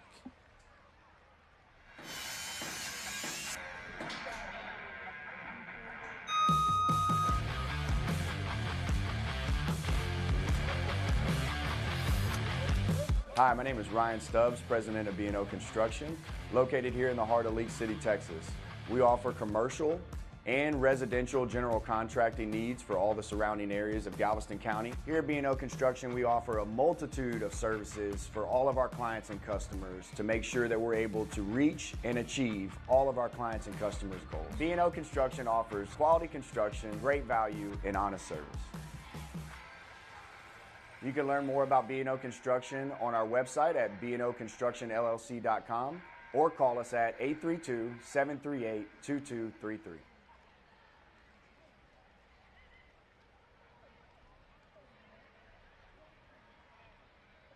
I'm Pete Hip from Texas City, and you're watching the Game of the Week from Clear Life Media. Back to action here. 37 seconds to go here in the first half. Coach Sean Evans thinks the world of Joey Duran, and with good reason. During the week, he said that if Joey was taller, Nick Saban would be calling this kid. He's a film rat, someone who is a bona fide certified team leader, a guy who just does a lot with the size that he has. And, yeah, if this kid was about to be 6'2", 6'3", yeah, you probably would be looking at him being a guy that's getting a lot of calls by Power 5 programs as Price with the return, and he is still chugging, will go out of bounds. Close to a 40 with a flat coming down with 30 seconds to go here in the first half. And Brandon, that's something I've never understood is the height thing, the height stigma around quarterbacks. Obviously, you want the big guy with the big arm, but if they can play football, let them go play football. People question the size of Johnny Manziel. Look what he did at Texas A&M, the success he had. People question the height of Russell Wilson. He was able to win a Super Bowl. People question the height of Drew Brees. He's one of the greatest quarterbacks of all time. Give these kids a chance. If they can play football, let them go out and play football. And I've never understood that where we look at intangibles when we have a tangible that's called the sport of football right in front of us. And Durant, I would think that, even though he may not get a look from the Alabamas or the Georgias of the world. There's a program with his name on it. Not like to think that somewhere come either the first level of National Signing Day in December or in February, someone's going to give this kid an opportunity to play on the next level. Absolutely, and actually, I believe the penalty was against Texas City, as it has moved Dayton up 15 yards. They have 30 seconds left here in the half. Probably try to take some shots downfield. I mean, why the heck not? You're down 6-21 here as we close out the half. See what happens. We're taking a minute to get this play in. Wallace is the sole man in the backfield. They will empty it out. 5 receivers. He will step back, has pressure, steps up, throws, and that ball is going to be incomplete. Was looking in the direction of the guy he has targeted a lot here in the first half, Price. So it'll be a 2nd and 10 coming up for Dayton with 25 seconds to go. I got to break some bad news for the Dayton offensive line. They have done nothing to stop Dustin Taylor. He's listed as a freshman, too, man. He's a big boy, and he is absolutely abusing the center. If he were to do what he's doing to that center on the streets, he'd be in jail. This has just been a mugging here in the first half. 2nd and 10 coming up. Wallace drops back again with pressure. Looking, throws. Ball's going to be caught. Reception made by Caleb Ramirez, and Ramirez is going to be close to a first down. Clock's ticking. As the clock will finally stop with 11 seconds to go in the first half before the Broncos will call a timeout. That's going to be 3rd and 1 as well, so they did not get enough for the first down either. So with 11 seconds left, you still have one timeout left. It's still an opportunity to try to get the ball downfield. But, like you said, the Texas City pass rush has just been intense all night long. Scott's got a pair of sacks, but they've got several knockdowns and several pressures on Wallace. And, again, give credit to Texas City's defense and the ability to adjust, knowing that they weren't going to have to deal with the mobility of a Dylan Foster. You adjust, and you have a bigger pocket passer in the form of Wallace, and they are showing how they're trying to contain him. Absolutely. As we see there, the homecoming crowd going nuts. As, of course, this homecoming is brought to you by Texas Pit Stop BBQ. No doubt about it, best barbecue in Texas, in the Texas City area. But, yeah, you're absolutely right. Texas City has managed to bring less men and establish the same amount of pressure. As we look now, they're sort of in their prevent defense. They've got all their defensive backs backed up. They're expecting something deep here on 3rd and 1 to close out the half. 3rd one coming up. Wallace will roll out, steps up, throws. Ball is going to be incomplete. Was looking in the direction of Victoria, and that was a one-hopper. So with 6 seconds to go here in the first half, figure that they're just going to go ahead and throw this up and let everybody meet the end zone. Yeah, Brandon, it's a tough situation for the Dayton offense because they're trying to use a rolling pocket and get the quarterback on the move to kind of alleviate that pressure. But, Wallace is clearly not comfortable throwing on the run. We're seeing it here. A lot of those balls are hitting dirt. A lot of those are a little overthrown. They're not as accurate, but he just doesn't have time to stay in the pocket regardless. So, throwing up here, Hail Mary, let's close out the half, see if Dayton can figure something out. They will throw a quick screen, and the ball is going to be caught. 1st and 10 by Braden White. So with 1 second left, they do move the chains just a little bit. Brandon, that was the longest 2 seconds I've ever seen. My goodness, good play there, Dayton. Just to get the first down, get yourself a little bit closer. Maybe, try to get the sophomore's arm a little bit closer so he doesn't have to heave it as far. But, 1 second left, what are you going to make happen here? Just throw it up the end zone. Actually, it looks like they're bringing out the field goal unit. They are, and, hey, seen the potential of Montez's leg when we saw them against Santa Fe. He's got 2 field goals here tonight, and this one is going to be from 52 yards. Texas City does have a timeout. Oh, it's Dayton that'll call the timeout, actually. So a timeout, we can see what the plan is with that. 1 second to go.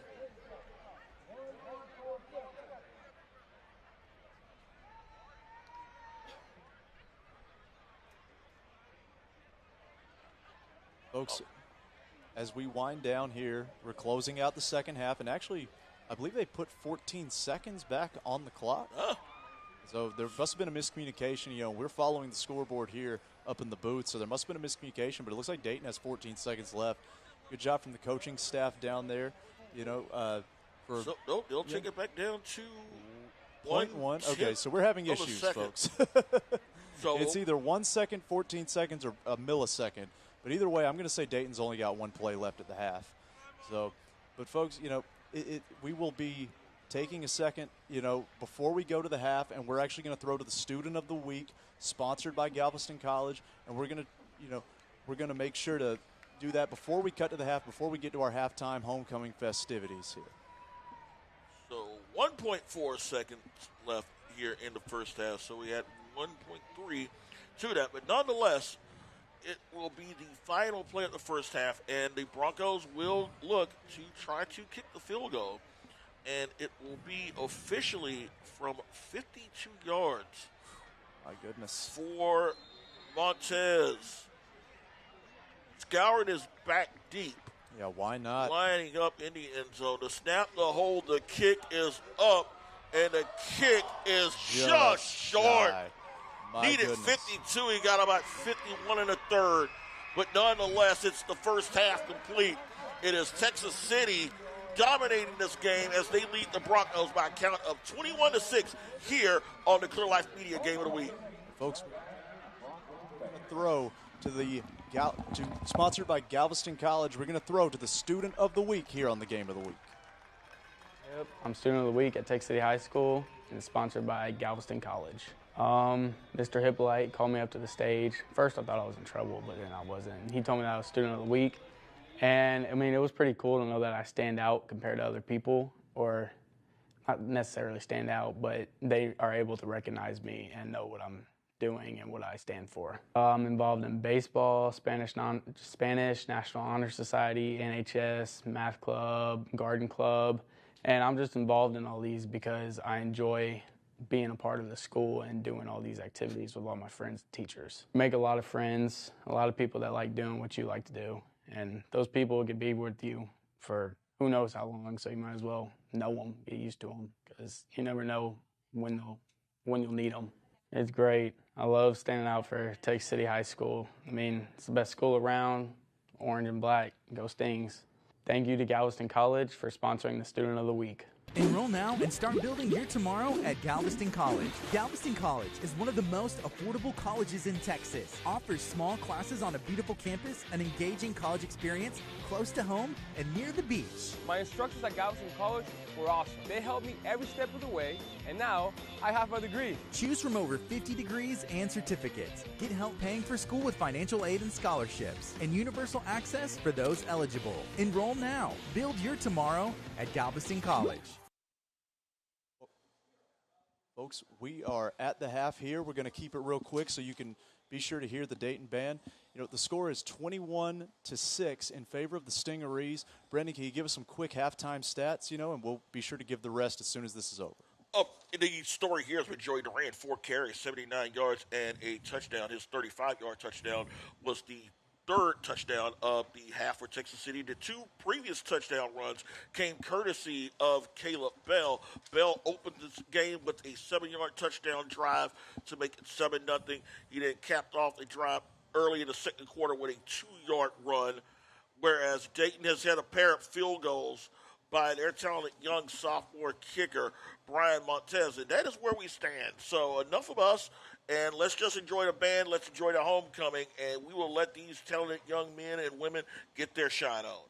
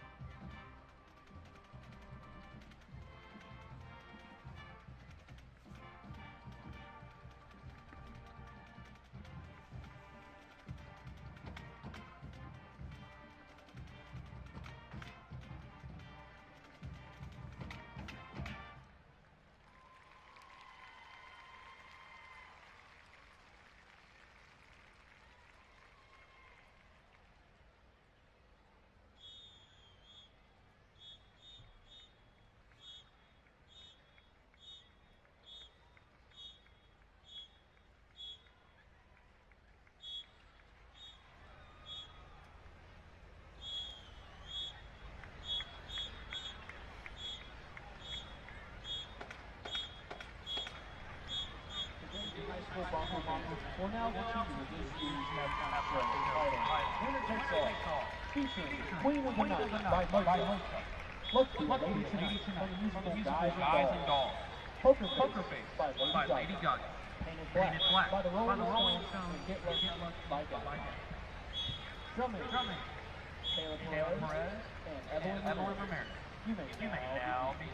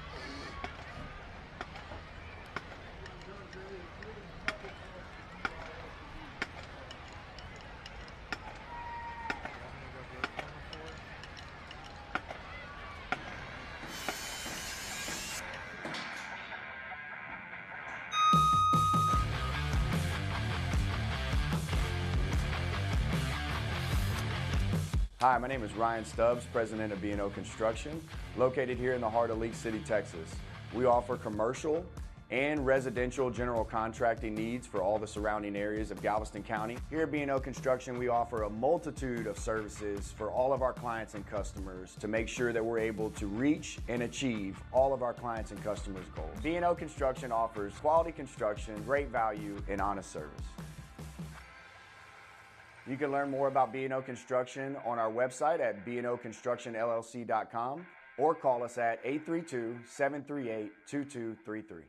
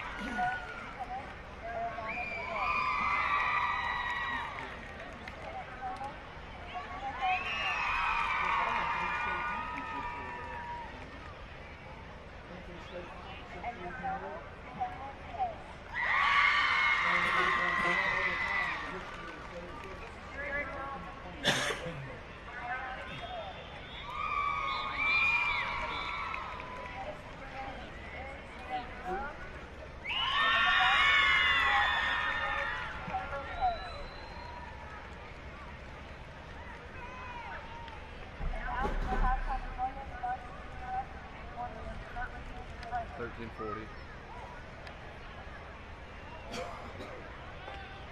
Did you hear me?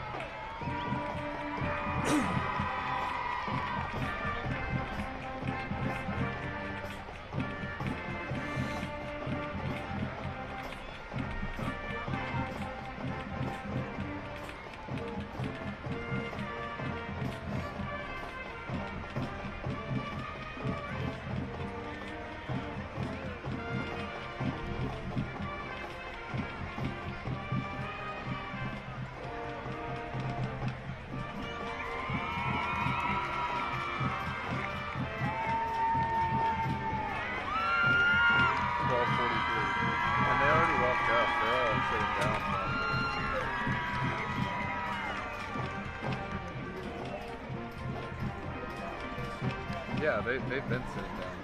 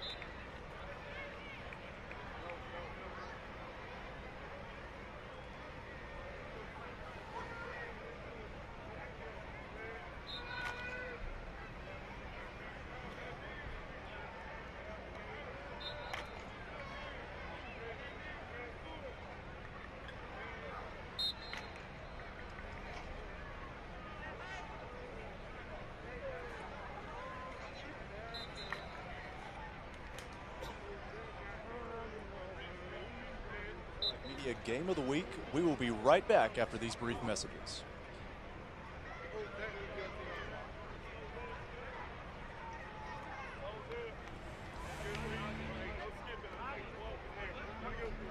Terror Isle is an escape room and haunted house facility. So basically what we do is we entertain here. We have pirate-themed, voodoo-themed, immersive environment. With the theme for the haunted house, I wanted to do something different. I don't want clowns and insane asylums and all this other stuff that's overdone everywhere. So I looked at the local lore. We're 6 blocks from the water. John Lafitte was a pirate here. There was pirates hiding out here. Galveston's got a rich history with pirates, so I said, why not do pirates? And then we, of course, have a lot of Louisiana influence being this close to Louisiana, so bringing in some of the voodoo too. The escape rooms, it's my core team that helps me build all these crazy cool things we have in here, and then they run the escape games in between when clients come through. Terror Isle's on 6th Street, the historic 6th Street in Texas City downtown. We're located dead center on the strip, and it's really cool down here. A lot of people are totally unaware about this area down here. We have restaurants, we have mini bars. We're about to get 3 more bars down here. I'm glad I put it here for that reason, because we're the only haunted house. You literally could leave the haunted house and you could go have barbecue, you could go eat food, you could go have drinks, and you don't have to leave. Every other haunted house is in the middle of nowhere. I needed a lot of parking, and I needed a supportive city, and I needed a fire marshal that would be willing to work with me, because in the haunted house business, fire code is everything, because we want to make sure everyone's safe. And 100%, they were amazing and awesome and very supportive, and still are. The economic development, Kristen and that group have been fantastic, trying to work with us and helping us. And I don't think I would have had that support necessarily in every other city.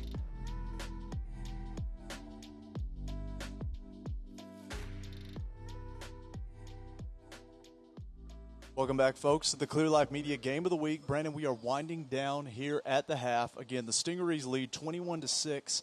The story of the half has really been Dayton not able to get anything going on offense. They've had success, but unfortunately they were not able to turn that success into points. And that's been the problem. They've thrown for 197 yards on 10 of 15 passing, but it's been a ground game that has struggled. 11 carries, 11 yards here in the first half for the Broncos. And without that ability to ground the ball and give the offense the ability to stretch things out, it has really hurt the Dayton offense tonight. Yeah, no doubt about it. And actually, we're going to take a second, throw down to our sideline reporter, Gardy Garcia, excuse me. Gardy, I understand you were able to speak with the coaches at half and maybe get a little insight that maybe we wouldn't have up here in the booth. What'd you find out, my man? So I had the opportunity to talk to Coach Sean Evans. Coach Sean Evans was mentioning that there's a couple factors that play into this second half of action here. He mentioned that the wind was starting to pick up a little bit. They were going to try and make those adjustments, maybe see some more running game. Also, he mentioned that Dayton was doing some things that they hadn't necessarily prepared for, so he was going to make those adjustments. One thing that I noticed when talking to him was he was all business. You know, they're up. You look at the scoreboard, it's 21-6. You couldn't tell. You think the score would be flipped the other way by the attitude and the tone that he had whenever I was speaking with him. I'm excited for this second half of action right here on the Clear Life Media Game of the Week. Yeah, absolutely, man. We always appreciate you, Gardy, and we're looking forward to hearing more from you as the night goes on. Folks, you know, Texas City's getting ready to run out the tunnel, and you know, you hear the wind is picking up, and head coach Sean Evans wants to run the ball more. Well, why not? He's had success with Durant. He's had success 2 times in the end zone with Bell. I mean, and that does not play well for Dayton, who is definitely trying to pass the ball. Oh, you look at the fact that Texas City, Durant has been the leading rusher here tonight. 4 carries, 79 yards, and his 35-yard touchdown. You know, Caleb Bell, 10 carries, 51 yards. He's got 2 touchdowns on the evening, and then Maurice Burton, 3 carries, 26 yards. So they've only thrown the ball 6 times here in the first half, and they've been effective doing that. Durant 5 of 6 for 66 yards. You know, the most of that came coming on the long pass to Ricky Green that set up the second Caleb Bell touchdown run. So all in all, if you were Texas City outside of the penalties, mostly in the first quarter, you have to think that Sean Evans has been with the overall effort of his offense here in the first half. Yeah, no doubt about it. They put 21 points on the board. That's a pretty good recipe for success. And, of course, your defense, you know, they were very bend but don't break. You know, Dayton was able to get into the red zone a few times, but we were kind of talking about that spread offense. When you put them in a box, it limits the plays that are in that playbook. unfortunately, they were not able to turn those into points. So it's 6:21. Anything can happen. It's only a 2-possession game, Brandon. Obviously, Dayton wants to try to get some points on the board. Sway this is kind of in their favor. And Texas City got to do everything in their power to keep that momentum on their side. Well, you take this long to start the second half, and I think is that you want to try to get some kind of a run game. Like I mentioned, 11 carries in the first half, 11 yards. You're not going to win too many games every period. You're going to have to do some good ball. Bill Wallace is not close. When he's had the opportunity, he's got 197 yards on 10 of 15 passing, and even though they have struggled offensively, again, the fact that offense has shown flashes tells you that if they can get the run game, they can easily find themselves back in this contest. Absolutely. Let's not beat around the bush here, folks. We're getting ready to kick off here for the second half. The story of this matchup is the lights-out quarterback who has accumulated most of the rushing yards, most of the rushing points, most of the points in general. I think he's at 82% of the offense all season long for Dayton, is out for this game with an injury. That is Denham Foster. He's not in there. And so Wallace, next man up, it's going to be up to quarterback Hunter Wallace to come in and try to make something happen here in the second half and establish this offense, get into a rhythm, make some completions, and again, ultimately, that offensive line has to slow down this pass rush. That's the only way they'll find any success. Wallace has been sacked twice here in the first half. He has faced a lot of pressure here as well as Zyron Scott with 2 sacks here, and it's also been a lot of pressure as well from the rest of the Texas City front four. They really have not had to blitz much as we are set to start the second half. Back to kick for the Stingrays is number 46, Anthony Sanchez. Kick it high, and it is going to bounce. And fielded by number 6, Braden White, and that was a little dangerous for him. Yeah, no doubt. There were two Dayton Broncos kind of looking at the ball, hoping it came to them. And meanwhile, there were some Stingarees barreling downfield onto them. But here we go. This is going to be the story of the ball game in my mind right now. As we're coming out in the second half, Dayton must do something to slow down the pass rush. And we've seen that Wallace has not been comfortable throwing on the run, so the moving pocket hasn't been working. Do you keep trying to go to that and maybe get him a little more accurate on the run, or do you kind of put him back there, maybe put another back there to chip these pass rushers and try to create some openings? This could be the story going forward. They've been successful when they have gone empty and have given them the time to throw in the pocket, and that is how they start off here in the second half as Wallace drops back, throws downfield. The ball is going to be incomplete, intended for number 3, Jaleel Kendrick. Number 7, Evan Simmons got in there and knocked the ball out. That was actually a great first down as far as the protection goes. That's the first time I think we've seen Texas City bring that 3-man rush and actually be able to give Wallace pressure. So coming out with a different mindset here to start the second half is the Dayton offensive line. Those things, they definitely will want to try to continue doing what they have done in the first half, but at the same time, you would expect that the Stings and defensive coordinator Jermaine Anderson will try to throw some different looks to try to keep the Dayton offense off balance here on 2nd and 10, and it will be lost. Quick throw, and that ball is incomplete. Back-to-back passes. In the direction of number 3, Jesse Price, and it's going to be 3rd down and 10 coming up. Not the way you want to start the second half of the Broncos, facing the 3rd and 10 and knowing full well that you're going to have to pin your ears back because Texas City will be bringing the heat. Yeah, and we got to talk about the psychology of this, where that offensive line has stood tall 2 plays in a row and the ball gets thrown high. All of a sudden they start to go, well, why are we even doing this? We're sitting here trying to do our best, and you can't even throw an accurate pass. What are we doing? It's just the psychology of it. So they've got to keep playing well, and Wallace needs to put that ball a little bit more on the breadbasket. 3rd down and 10 coming up. 3-man rush for Texas City. Wallace back steps, looks, throws downfield. The ball is going to be incomplete. Throws behind the receiver, Dustin Victoria. We've seen this a couple of times this evening where he's had open receivers, but it's just thrown behind him. So a 3 and out for Texas City, and for the Stings, you could not have drawn it up any better than what it started. I tell you what, Brandon, it's an unsuccessful drive for Dayton, but I think a coach needs to get on that offensive line and say, hey, you guys did your job that time. Keep them motivated. Keep them with that same energy they came out at the half, because that was not their fault. Now, someone also needs to get on Wallace and kind of shorten those passes up, do something to be a little bit more accurate going downfield, because I know he's just a sophomore, but we got to tighten those up if we want to win this ball game. Montez back to punt. With the snap. A bit high, but he is going to get off as he will dump it in to the Scowers. Scowers is going to let this one go at a big bounce. I'll tell you what, this kid's only a sophomore, but I got to think that as he continues to mature, this kid's going to get on Saturdays, and he's going to go to it on CBS or ABC. Yeah, no doubt. That was a great punt. You see the way he kind of hesitated on that, held it, and kind of, all right, I don't have any pressure, so let me really get my feet underneath me and bang this thing downfield. He went from 20 to 20 on that. My goodness. So ball spotted at the 17-yard line.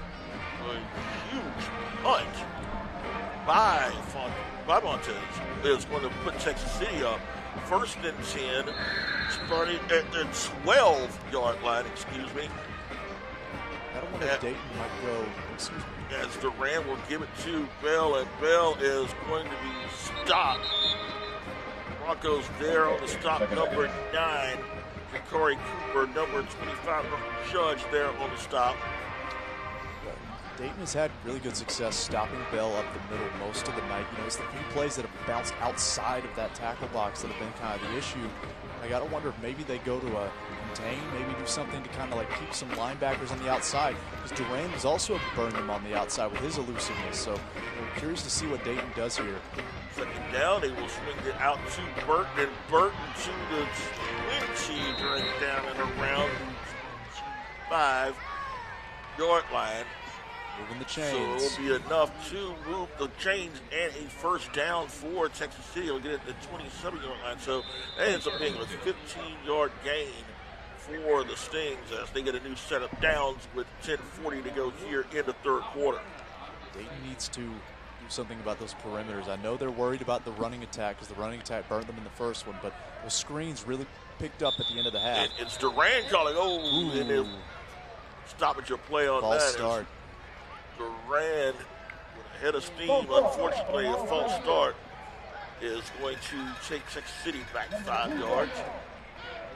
Take them back to the 22-yard line. If you are watching, let us know where you're watching from, as we still have plenty of action left to go here in this contest. Still anyone's game.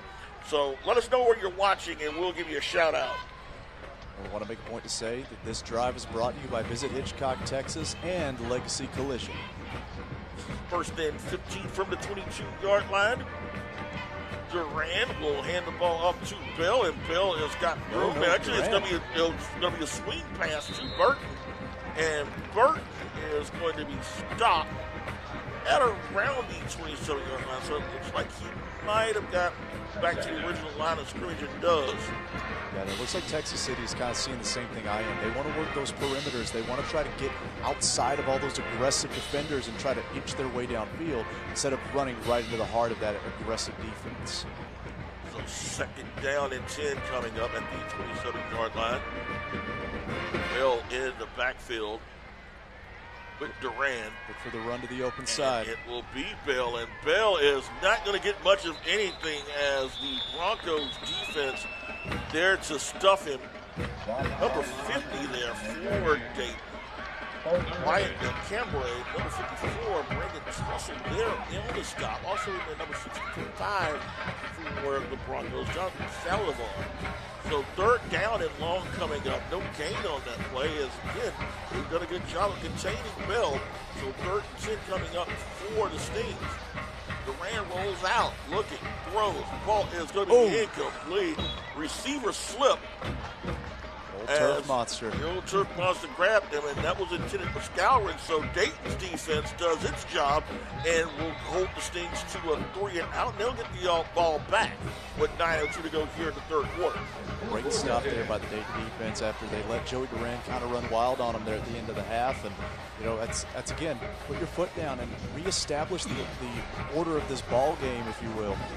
Try to get things under control. Now, here's the real story of this game, though, folks, is can Dayton get anything going on offense? That's what they have to do now. Brand will punt it, and the ball is going to be bounced by Victoria. Good running start to the midfield. 45-40 inside the 35. Flag is down at around the 47-yard line. And they're going to say a block in the back by Dayton, and that takes away an outstanding punt return by Dawson Victorian. And that was exactly what the Broncos needed, but the penalty is going to wipe that out. That's unfortunate, too, Brent, because it looked like it was far away from the play, but, that's kind of unfortunately the way it goes. Doesn't matter where it happens on the field. Penalty is a penalty.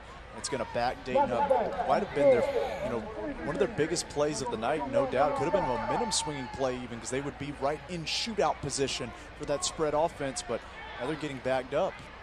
So they will push this one back. Way back. Flag was thrown at the 47-yard line of Dayton.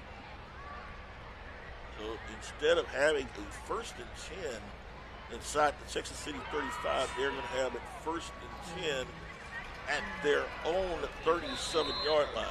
Might as well have fair caught that one. My goodness, it's unfortunate. Well, at least for Dayton. For the Broncos, Wallace back in the backfield. He's got Mitchell in the backfield with the number 32. They will go into a pistol set 2 tight end formation. And Wallace, on a bit of a busted play, he's just going to throw this one away. Was in looking for a receiver at the end in the direction of Brayton White, but he was just really throwing this ball away because the second time tonight we've seen this where it looked like he wanted to hand the ball off, but there was no running back to be seen. Yeah, that was a busted play. And even before the ball was snapped, the running back and the quarterback, they were kind of miscommunicated there. What did you say? I didn't say that. And, we saw it kind of play out there on that play in real time. 2nd down and 10 coming up.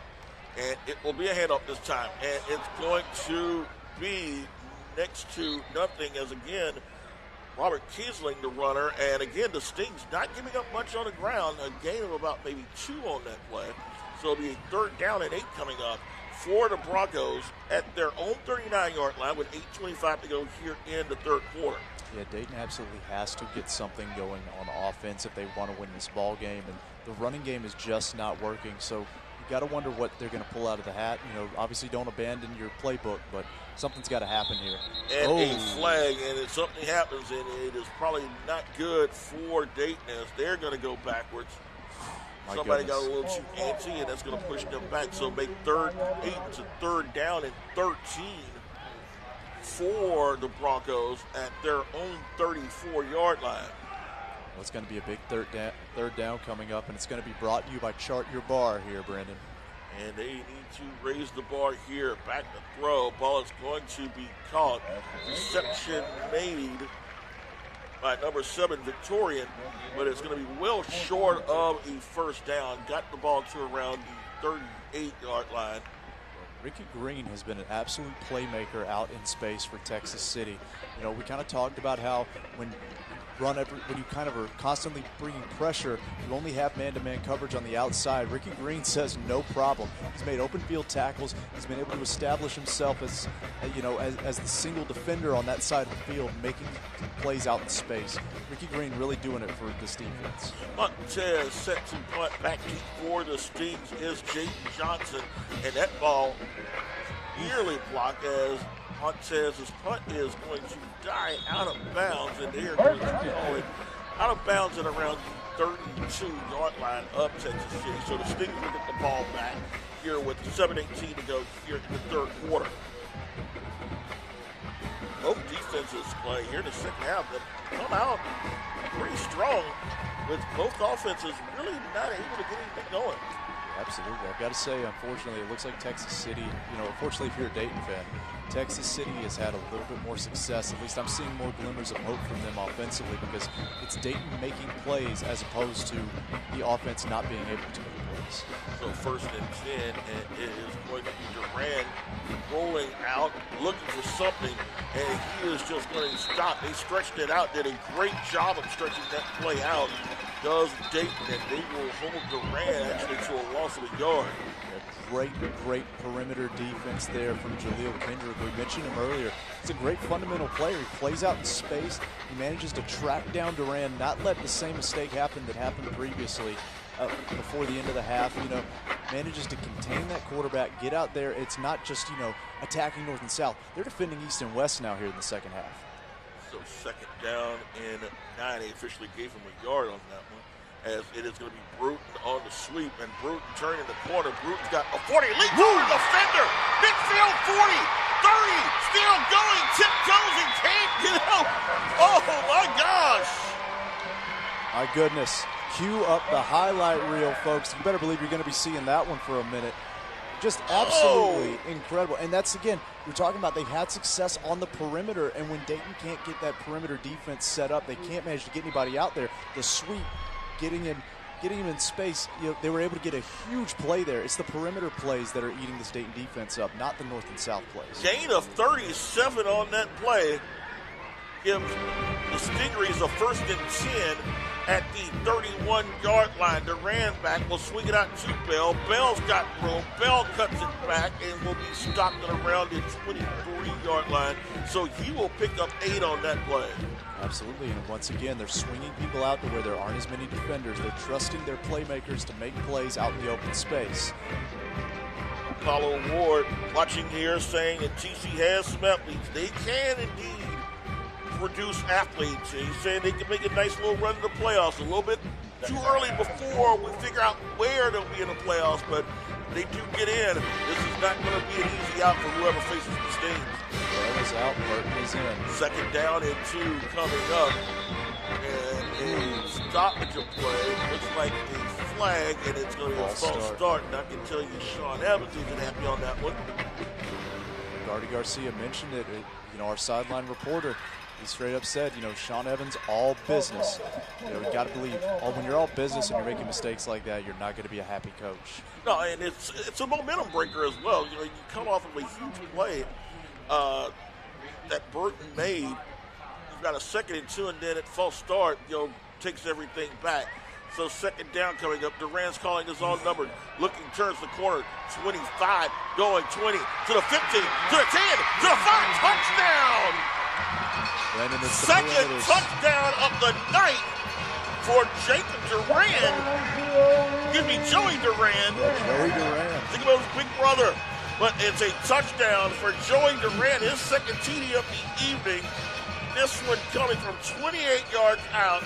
And now the Stings up 27-6 with the extra point coming. They might finally put some distance between themselves and the Broncos.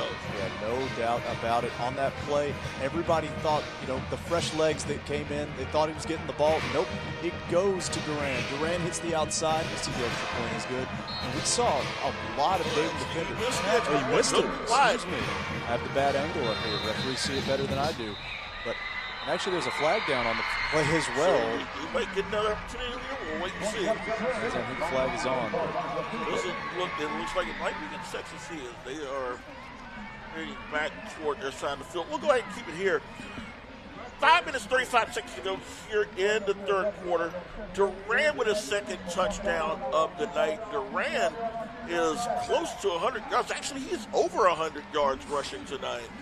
Figured that the Stings would have a 100-yard rusher, and you would have bet, Caleb Bell, or maybe it might be Maurice Burton. But nope, it's your quarterback this evening. Joey Durant with 2 long touchdown runs that have helped give the Stings a 28-6 lead here with 5:35 to go here in the 3rd quarter. Yeah, no doubt about it. He has been absolute dynamite.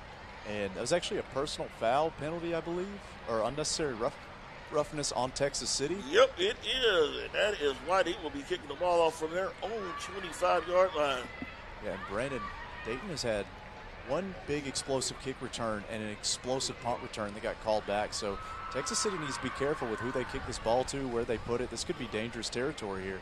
Again, it's 27-6. It's a 3-score game, but if you give Dayton an opportunity, to get back into this contest, they have the horses that will definitely get the opportunity to make this a game. Absolutely. They've had glimmers of hope here, at least offensively. You don't want to give them a chance to get back in. And I tell you, Sean Evans, even if they win, Evans is not going to play, especially with the number of penalties that they made here tonight. Especially, you talked at the start of the game about senior leadership and everything, but the fact is that this has been a fairly sloppy Stingrays team for the most part this season. No doubt about it. As we see, the kick is underway. They're going to kick it deep, folks. It's fair call at the 9-yard line. Interesting call there to fair catch that. Got to wonder what the thought process was, but players know better than we do sometimes. So with 5 minutes, 34 seconds to go in the third quarter, Dayton down 27-6 with the ball. And again, it has been the inability of the run game to open things up for the passing game. And when you're constantly in second and third and long, it does make things difficult for your offense. Absolutely, but let's see what we saw though on the previous drive. Dayton's offensive line did a much better job coming out of the half. It's just going to be up to Wallace to try to be a little bit more accurate on some of these passes. He had some men, just wasn't able to find them with the football. So 1st and 10 coming up for the Broncos. It will be a fumble. Ball is loose. Fortunately picked up by number 20. That is going to be Jaleel Kendrick, as the Broncos came close to really having things go downhill for, but nonetheless it's a loss of 5. That does not help out a quarterback who was already struggling. Now he has to deal with the fact that I have to get all these yards back. What am I? Someone needs to be in his ear and keeping him calm and make sure he's just out there throwing the football, playing. But it's also up to the job of Texas City to make sure he doesn't have that mindset. He needs to panic if you're Texas City. Second down at 15 coming up. Wallace back throws. Ball is going to be caught. Not much there on the reception by White, as he gets about maybe a yard or two. Once again, Ricky so Green about a out yard. in space. So 3rd down and 14 coming up for Dayton. Ricky Green out in space, is not afraid to go head-to-head with these receivers and make plays. 3rd and 14 coming up. 4 minutes, 52 seconds to go here in the third quarter. Personnel changes in for Dayton. Ramirez, number 4, coming in. Also, number 7, Victorian. They're going to go 5 receivers, and they're bringing everybody over to the far side. Playing a flag down. Wait to see what the call is going to be. It is a delay of game against Dayton, and that is going to push them back 5 yards. So it'll be a 3rd and 20 coming up for Dayton. Dayton just took a little bit too long getting those replacements in there, getting the package swapped out, bringing in your other players. And because of that, by the time they got lined up, the play clock was already down to 3-4 seconds. And it's going to result in a change of a play here, as they're lined up in about 3rd and 20. 3rd down and 20 to go. They are in an empty formation. They'll spread the ball out a little more as Wallace back steps up, throws, hangs this one up, and that ball is nearly picked off. Number 21, who else? Ricky Green had a hand on it as that pass was tossed high, and another 3 and out caused by the Texas City defense. Yeah, no doubt they have flustered the sophomore quarterback back there, and they have made this a nightmare game for him. As we said, Denham Foster out for the game, injured last week. Next person up, and unfortunately next game is against one of the best defenses in Texas. Back to receive the punt is Scourin. He is lined up at around his 41-yard line. Snap, the ball is going to punt it, and high. And get a bit of a Dayton bounce. Nice Dayton bounce. They'll take it inside the 35. Loose and will die down at the 31-yard line. So the Stings will get the ball 1st and 10 at their own 31-yard line. 4:32 to go here in the third quarter. Are we taking the commercial? We are indeed on the Clear Life Media Game of the Week.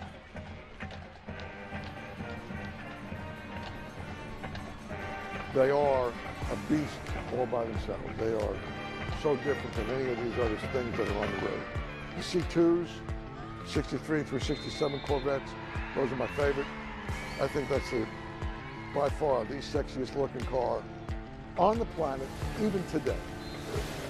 To fit all that stuff in that little package is tough, but we make it happen right here at Muscle Cars of Texas.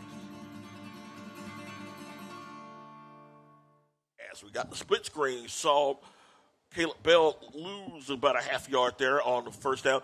Remember, next week we are going to be in Santa Fe, live pregame show, and there is plenty of time to come and get sponsored and be a part of it. Just give us a connection, and we'll be more than happy to take care of you. And as you say that, it's going to be another false start. You know, on that note, we always love to be down in Santa Fe. You know, in Texas City is our, you know, there are people too. We've been here 3 times this year.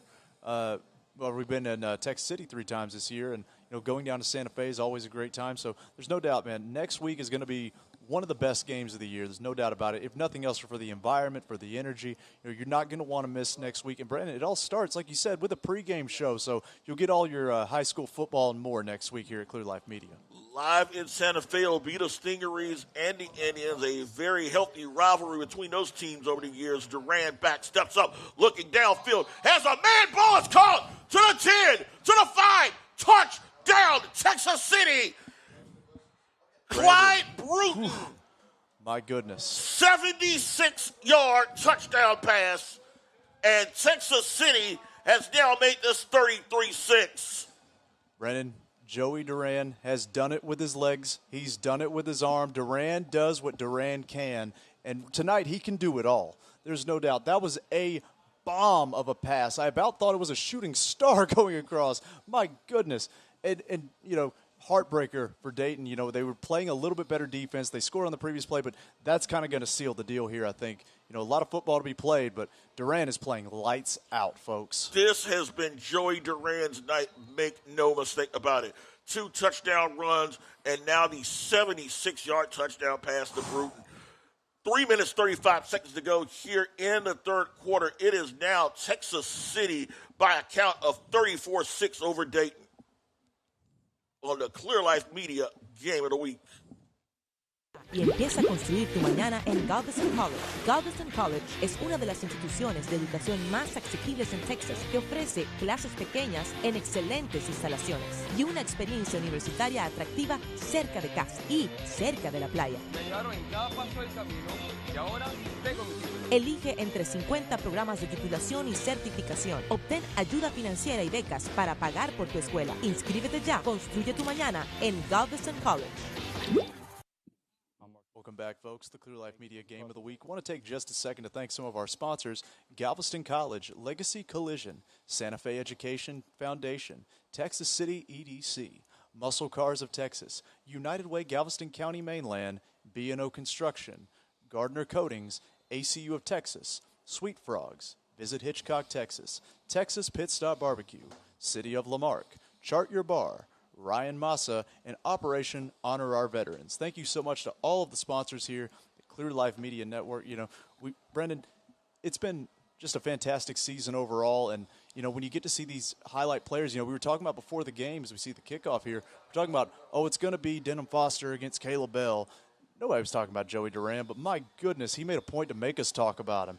He has taken over this ball game. 8 of 10, 162 yards in his touchdown pass.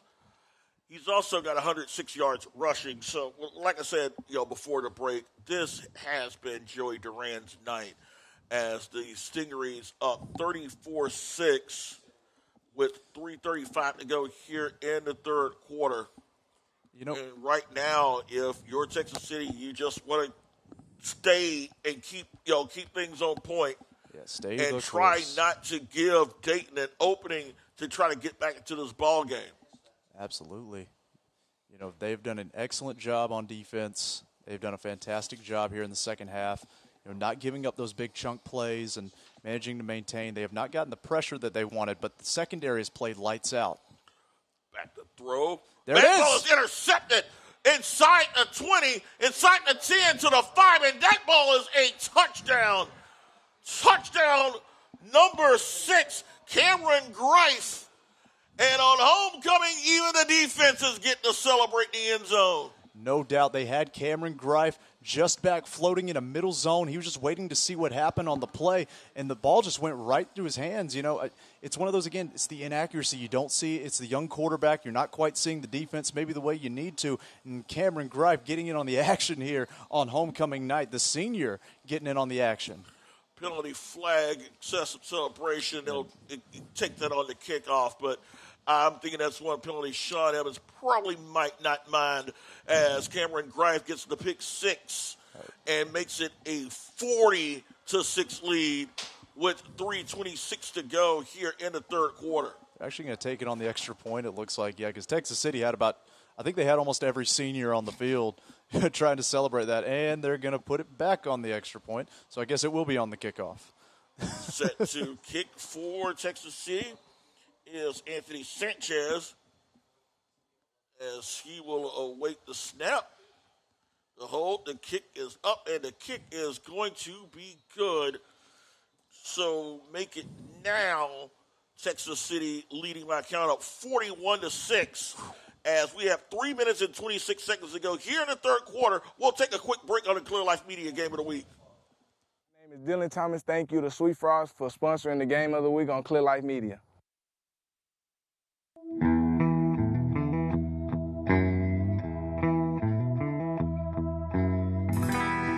Charlie Estrada, a.k.a. the Meat Doctor, Benny Keith Foods, Mr. Arnold, Texas Pit Stop, Marque, Texas. He's got one in Galveston on the seawall. 2020 is here. We're elevating our briskets. 1855, grand champion, upper 2/3. Come try it. Get the lean, get the moist.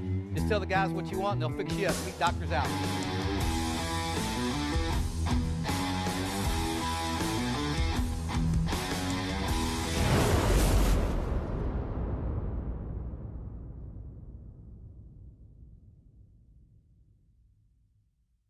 My name is Coach Sean. Caleb Bell here. Thank you to Tech City EDC for sponsoring the Game of the Week on Clear Life Media.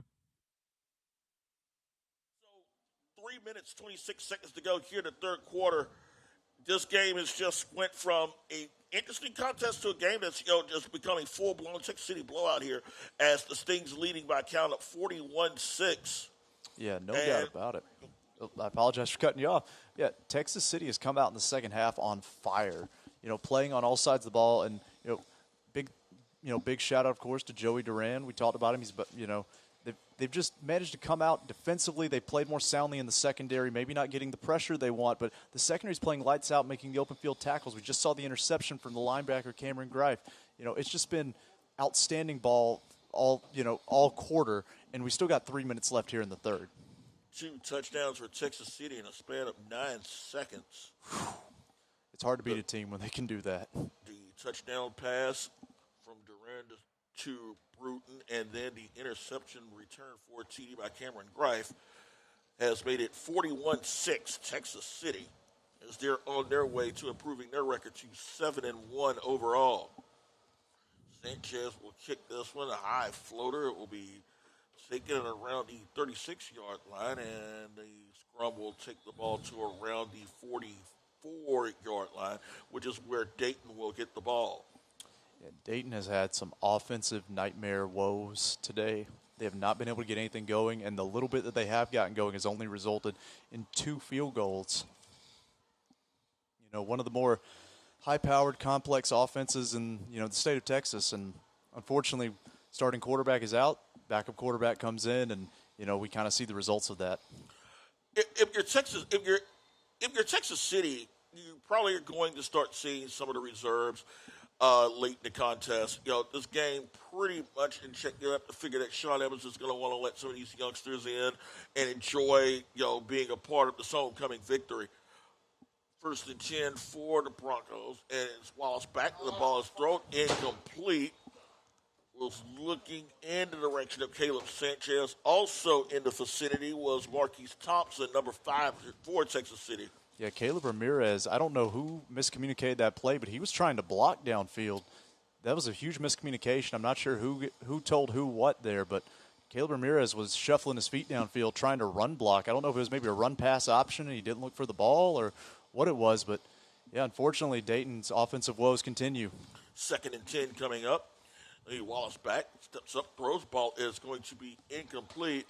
no one in the vicinity. The nearest player there for Dayton was number 42, Jeremiah Stevens.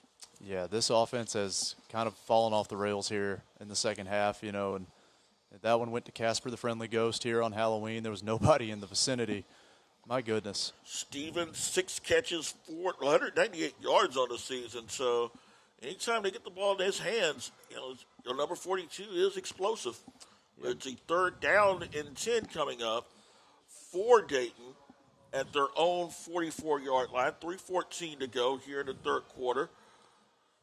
They'll put the man in motion to the far side.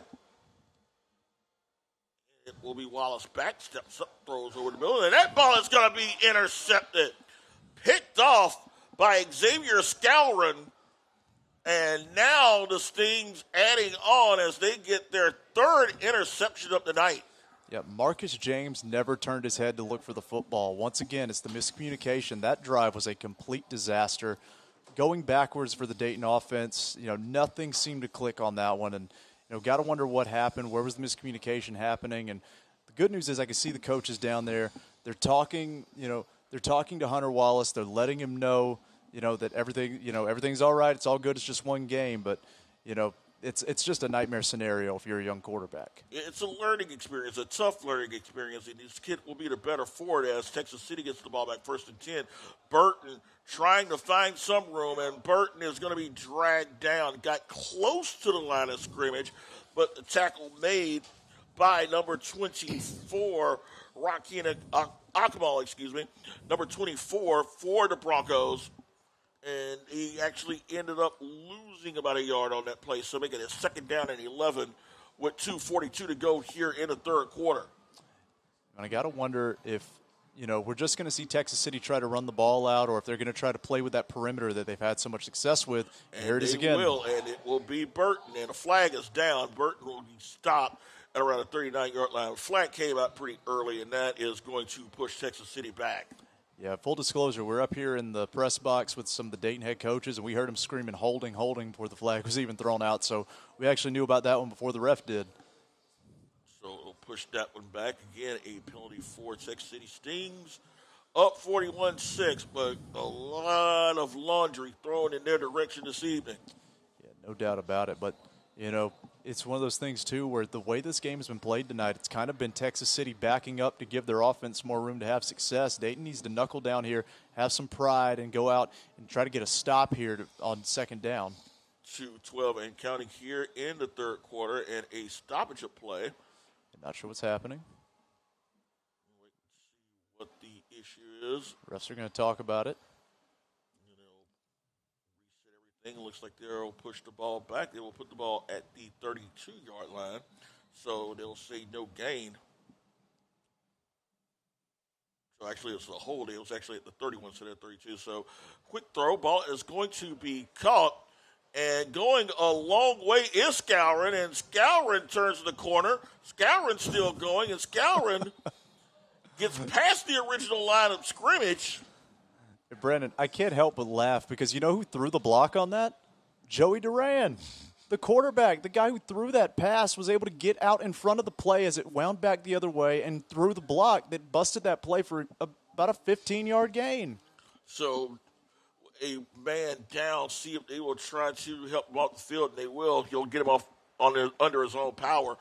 But the Stingrays will have the ball at their own 43-yard line. So a third down coming up for the Stings. Third and about 5 for Texas City. You know, and Dayton has had some players go down that we didn't see, some guys that kind of went down on the sideline. You don't know if it's the heat cramps. You don't know what it is that's, acting up. But, injuries not playing any benefits tonight for Dayton. Third down coming up for the Stingrays. Duran back, has pressure, steps up, and he will throw the screen to Bell. And Bell is going to get close to the first down. Extra effort got him the extra yardage. Good stop there. Caleb Ramirez, number 4, also in there, number 70, Quentin Dugat Jr. So they're going to say enough for a first down, or they're going to say he's about a half yard short. They're going to say he's a half yard short. So it's about 4th and 1 officially. As we go inside, close to inside a minute. They'll to go for in it. the third quarter. And it'll be a handoff to Bell. And Bell's going to get the first down as he will get the ball to midfield. They will move the chains once again for the Stingrays as we go inside a minute here in the third quarter. Yeah, Brendan, that was the same package that they scored on earlier with short yardage. You know, it's just put the two fullbacks in front or the tight ends, whoever they are, the big boys in front of Bell and just run right at the heart of that defense. They've had success in short yardage, you know, and Bell will come out now as I believe Burton will come in. Burton will come in. Also in there for Texas City, number 33, Justin Stevens. I've not seen him tonight in the backfield. It looks like he will get an opportunity, and he will, and Stevens will get the ball past midfield. He'll pick up about 2, maybe 3 on that play as we are approaching what should be the last play of the third quarter. Don't figure that the Stings will want to play any type of hurry up. They won't, as the final 14 seconds of the third quarter about to go tick down. It has been all Texas City here as the Stingrays having a happy time here at homecoming as they lead by a count of 41-6 over Dayton at the end of 3 quarters here on the Clear Life Media Game of the Week. Bayou Fest is returning yet again this October 21st, 2023, and this year it is our 70th birthday. It's a fantastic free family fun event, free concerts. It's going to be a Grammy Award-winning Mr. Wayne Toops, followed by the 2-time Entertainer of the Year, Mr. Neil McCoy. And we're shooting off fireworks that night. Come on out October 21st. Bring out the entire family. Help us celebrate and get ready for Bayou Fest. Your next home is just a simple video call away. The ACU V Banking app allows you to open new accounts, apply for loans, ask questions, or get help. Learn more at acutx.org. The best barbecue is at Texas Pit Stop BBQ. Starting the fourth quarter here, Brandon Williams, Clay Robinson here at TCISD Stadium. Stingrays up 41-6 over the Dayton Broncos as the Stings with the ball facing second down at the 48 update. And then the ball is going to be caught by Burton. And Burton is just going to be close to a first down as he will move the pile to around the 41-yard line. Yeah, and I got to believe that Dayton defense is starting to get a little demoralized with the scoreboard being because a little bit less of a attack at the point of attack once Burton had that ball in his hands. And just, good job following your blocker, pick up a few extra yards. They actually are going to give him the first down. So they will move the chains for a 1st and 10 for Texas City at the 40-yard line. Stings with their starter still in. Burton will move into a slot, Bell in the backfield, and it will be Durant, quick hitter to Burton, and Burton is going to be stopped. So there is plenty of effort, and you got to love the fight. Number 18, Maurice Vega. He said, not having any of that as he will force a loss on that. Yeah, Maurice Vega just battled his way through that block. They shut my mouth. There was effort on that side of the field for that play. After the first down, they absolutely came out there, got a big stop, still trying to get in there and swing for the fences as best as they can. Loss of 4 on that play. So a second down and 14 facing the Stingrays with 10:41 and counting here in the fourth quarter. Ball is at the Dayton 44-yard line. Bell in the backfield with Duran.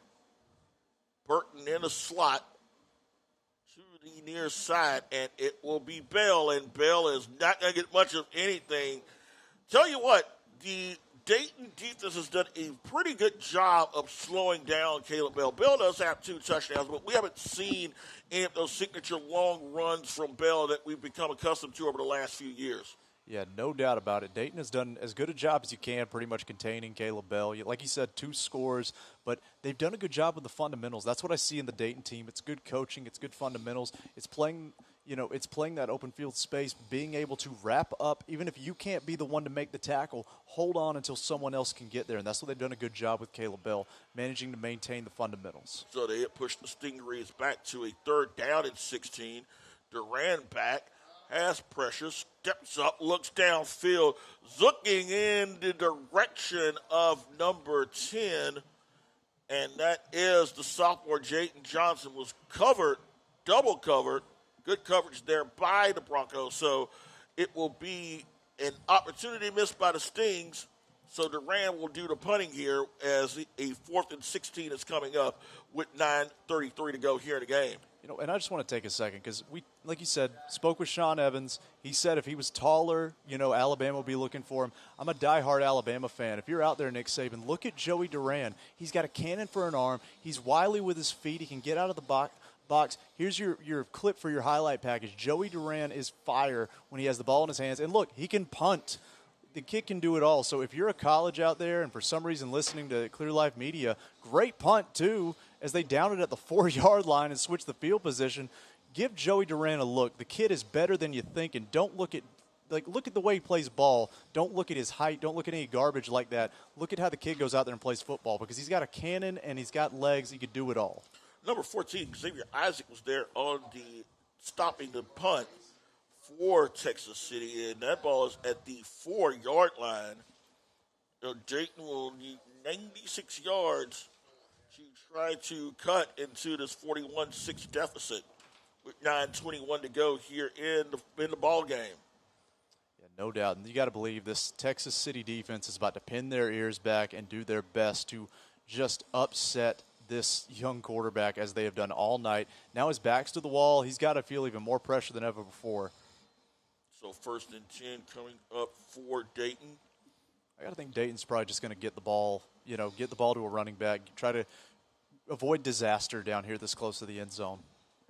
Mitchell in the backfield with him, and it will be Mitchell, and Mitchell is going to cut back a good run. Actually, it's number 22, Robert Kiesling, with the carry, and he is going to get the ball past the 5, close to the 10-yard line. Yeah, maybe one of their best runs of the night, no doubt. You know, Dayton has had a hard time running the ball tonight against this Texas City defense, and that might be one of their better runs for the night. So 2nd and around 6 for the Broncos, and it will be Kiesling again, and Kiesling is going to get it past the 10-yard line. And it looks like he will be close to a first down. Yeah, Saltz with a great open field tackle, not getting shook, not getting brought down, and then managing to bring down for what is actually going to be a 3rd and 1 here. They did not get the first down. So 3rd and 1 coming up, 8:32 and counting here in the 4th quarter. Kiesling in the backfield. He's got the H-back, number 15, Lance Willingham. Yeah, it looks like Texas City might be thinking pass. They're kind of backed up here a little bit, even on 3rd down. So handoff is going to be to Kiesling. Kiesling going to cut it back, and he's going to get close to the first down. Looks like he might have got just enough to move the chains. Yeah, and he does. Yeah. Didn't need much, but he got enough to move the chains. So the Broncos will get a first down. A fresh set of downs coming up here with 8:10 and counting. Yeah, those linebackers were set back. They were thinking maybe a little slip into a slant or something like that, but no, sir. Dayton just sticking with what got him the previous yardage and picking up the first down. 1st and 10 for Dayton. As the ball is at 14-yard line, and it is going to be Kiesling, and Kiesling is going to be stopped behind the line, lost 2 on that play. Tackle made by number 12, Michael Saltz. Yeah. So he lost 2, will make it 2nd down and 12. Yeah, why not? You know, your offensive line is playing a little bit better here in the second half. It hasn't been their fault that the game has gone the way it has, so why not get behind them and just keep handing the ball off to Keesley, let them see if they can pick up some more yardage, even though, you know, the previous play was a loss, but just keep working at it, see what you can do. Donnie Spry says Joey has the biggest heart in Texas, been watching him since Little League. I'm sure you've got to be proud tonight of watching young Joey Duran, his huge night, and carry made by Kiesling, and he will get close to moving the chains. Good run there. Will put the ball at the 19-yard line. Yeah, absolutely. Keesley is still, you know, churning those feet, still trying to get some yards, pad some stats here. Clock running down at 6:53 and counting here in the ball game. Again, Texas City up 41-6 if you're watching home. Maybe you're listening, you know, whatever you got going on, we appreciate you joining us. Clock continuing to run. Still plenty of time on the play clock. Wallace in shotgun. Wallace is going to take the play fake, and he is going to my sack. goodness. Oh, my goodness. Number 33, Justin Stevens. He was locked in with a huge hit. You know, he's listed as a linebacker, but he came out of there with such speed. I don't know if anyone touched him. I think he was. No one touched him. Oh, my God. And, you know, you got to feel kind of bad for poor Hunter Wallace. You know, I think it's his first start here tonight, and he has gone against just a mangling of a pass rush as Dayton now has to punt the ball from their own end zone. Montez about 2 yards deep. Back for Texas City is Jayden Johnson. He is pretty short at around the 29-yard line of Dayton. And Montez will get it off and will get a bit of a bounce that will put the ball at around the 40-yard line of Dayton with 5:35 to go here in the contest. Wait to see as to whether or not Evans is going to empty his bench. Kind of figured that he would want to in order to give his stars a little bit of a breather as they will have to mount up and face Santa Fe. That is where we will be a week from Friday night.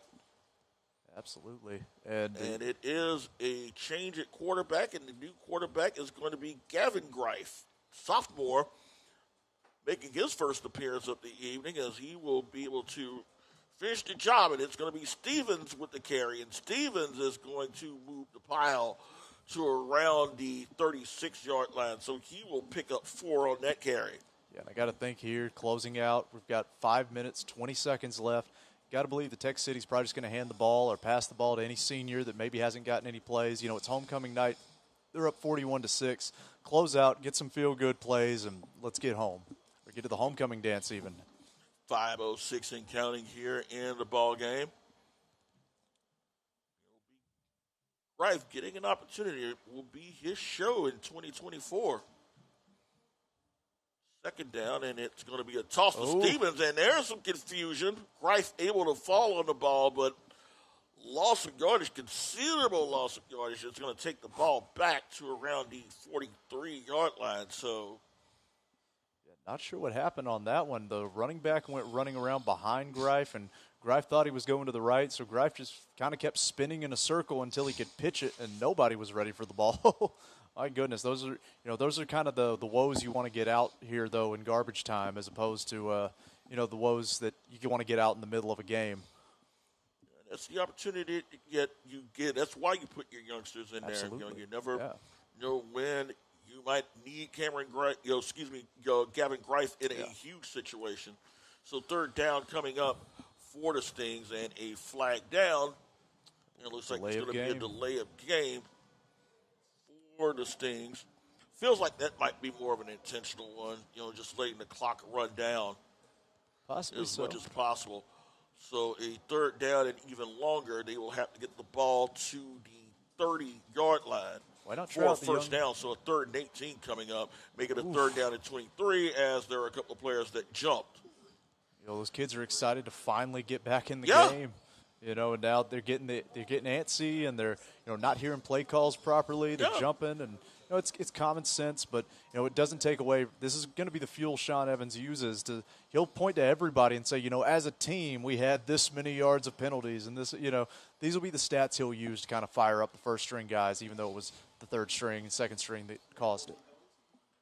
So third down and 23 for the Stings. It'll be hand off to Stevens, and Stevens is going to get hit hard at around the 49-yard line. Good stop there by number 4, Caleb Ramirez, as they will get the ball past midfield. The clock going inside 3 minutes and 30 seconds here. Fourth down, looks like the Stings will just let them. Looks like they'll just let them get an opportunity to run a play here. Unless, it'll be Durant coming in to punt the ball. Yeah, he's their punter too, folks, as we've said before. So no backup punter for Texas City. Kind of thought that maybe with the way the lead was, that maybe you might want to give your reserves an opportunity to run a play there on fourth down. I got to think coach is probably thinking, well, I gave him 3.